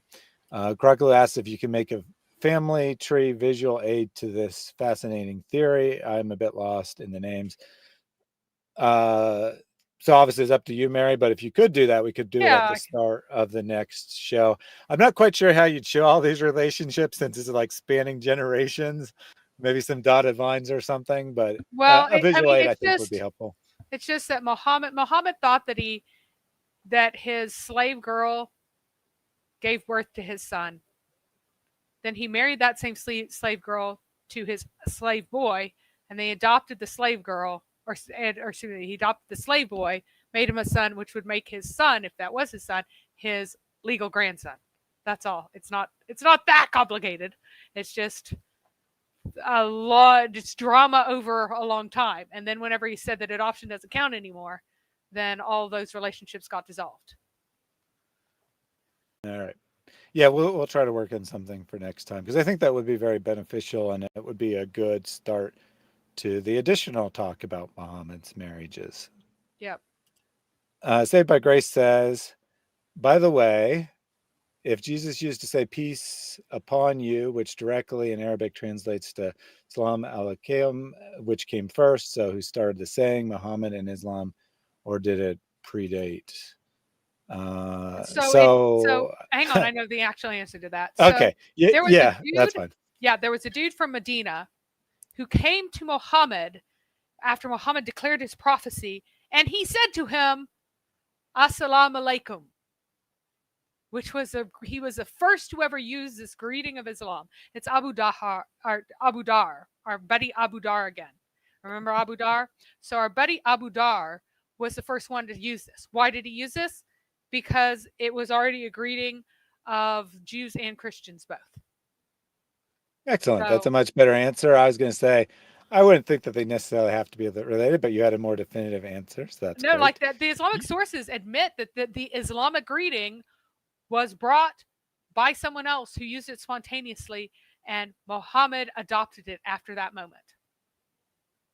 Yeah, we need a Venn diagram. He says we need a Venn diagram instead of a family tree. That's awesome. For those totally who missed awesome. the Venn diagram joke, it was on the language stream about what language is the Quran, because I used a Venn diagram and then much more complicated things after that. Yeah, appreciate all the inside jokes and continuations. Much appreciated. Brad Darkstar says, sometimes I wonder if Muhammad was the worst human being to ever walk the earth. I'm sure that there was other human beings that were equally depraved in their intentions, perhaps even their actions. I would say you'd be hard pressed to find a human being that had a worse effect on human history, led more people astray, led more people to condemnation and separation from God, i.e. hell. So in that aspect, he could very well be the worst human to ever walk the earth. Yep.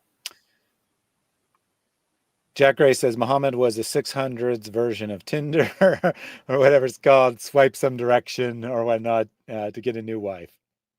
Could be. He swiped right all the time though. He never swiped left, except for once on what's her name, on Zainab, and then he changed his mind. He's like, oh wait, never mind, I take it back. And then he rejected his cousin eventually whenever he got really, well, supposedly rejected her, but I think he never actually rejected her. I think she only rejected him because the story that they say why she finally asked for him to marry her makes no sense at all. Because he wanted to marry the daughter of Abu Talib. And Abu Talib said, no, you're poor. She's going to marry someone else. So by the time he conquered Mecca, she was single. I forgot whether or not her husband was killed or he died naturally. Don't remember. But anyway, she's single and he proposes to her. He is now the triumphant ruler of Mecca. And what does she say? She says no. She's just like, no, I'm not going to marry you. And supposedly, and a few years later, this could only be like 2.5 years later, 3 years later, because he dies 3 years later, right?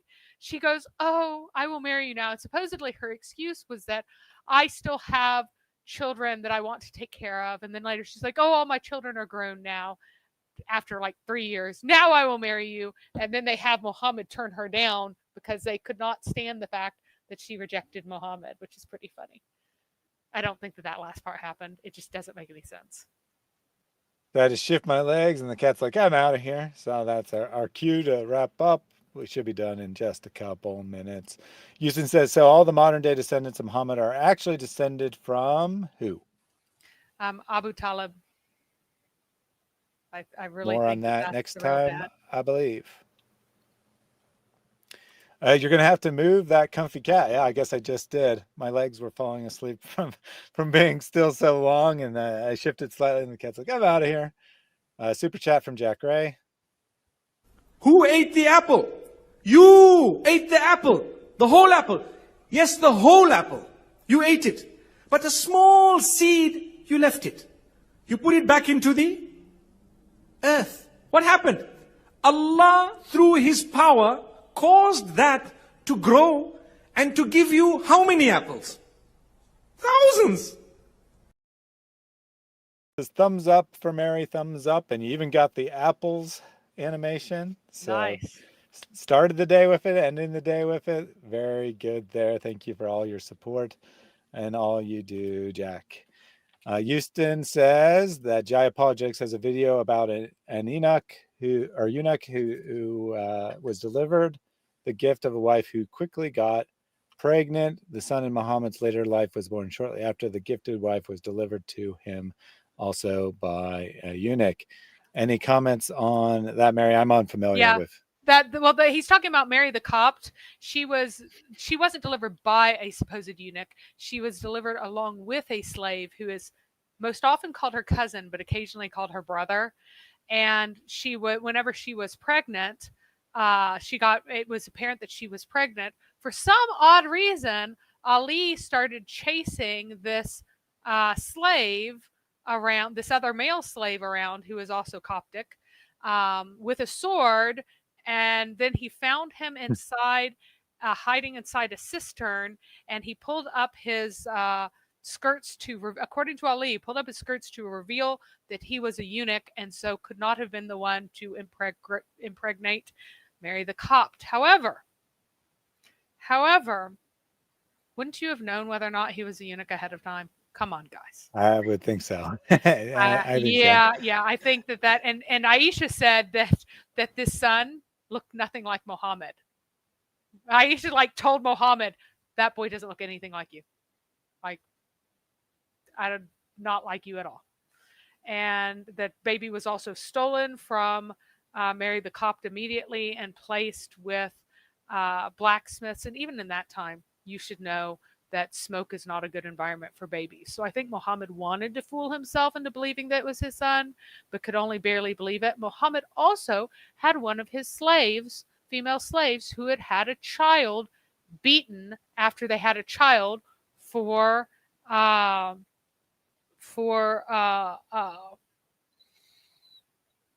not adultery because they're not married, but for fornication.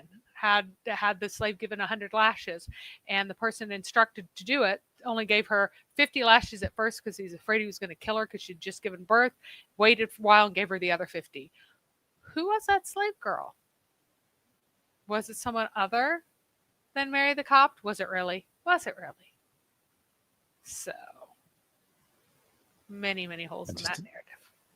Indeed. And we also got the holes in the apple. You get the whole apple and you eat it, and then you give the seeds to Allah, and then you get your rotten apple returns.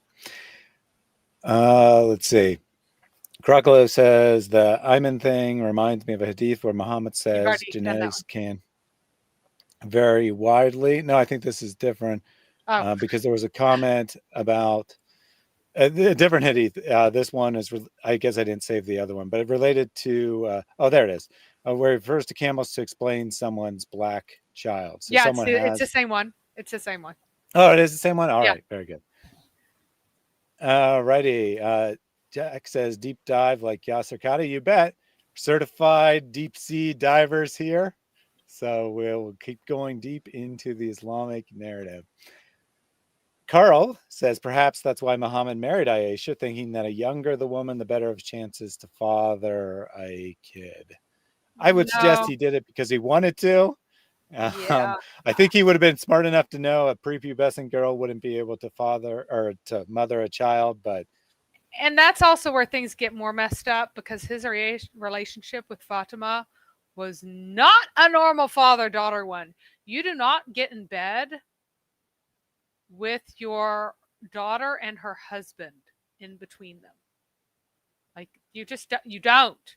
You don't. And the absolute seething hatred that Fatima had for Aisha is also kind of disturbing too, because it kind of has daddy's special girl is now a different daddy's special girl kind of vibe to it.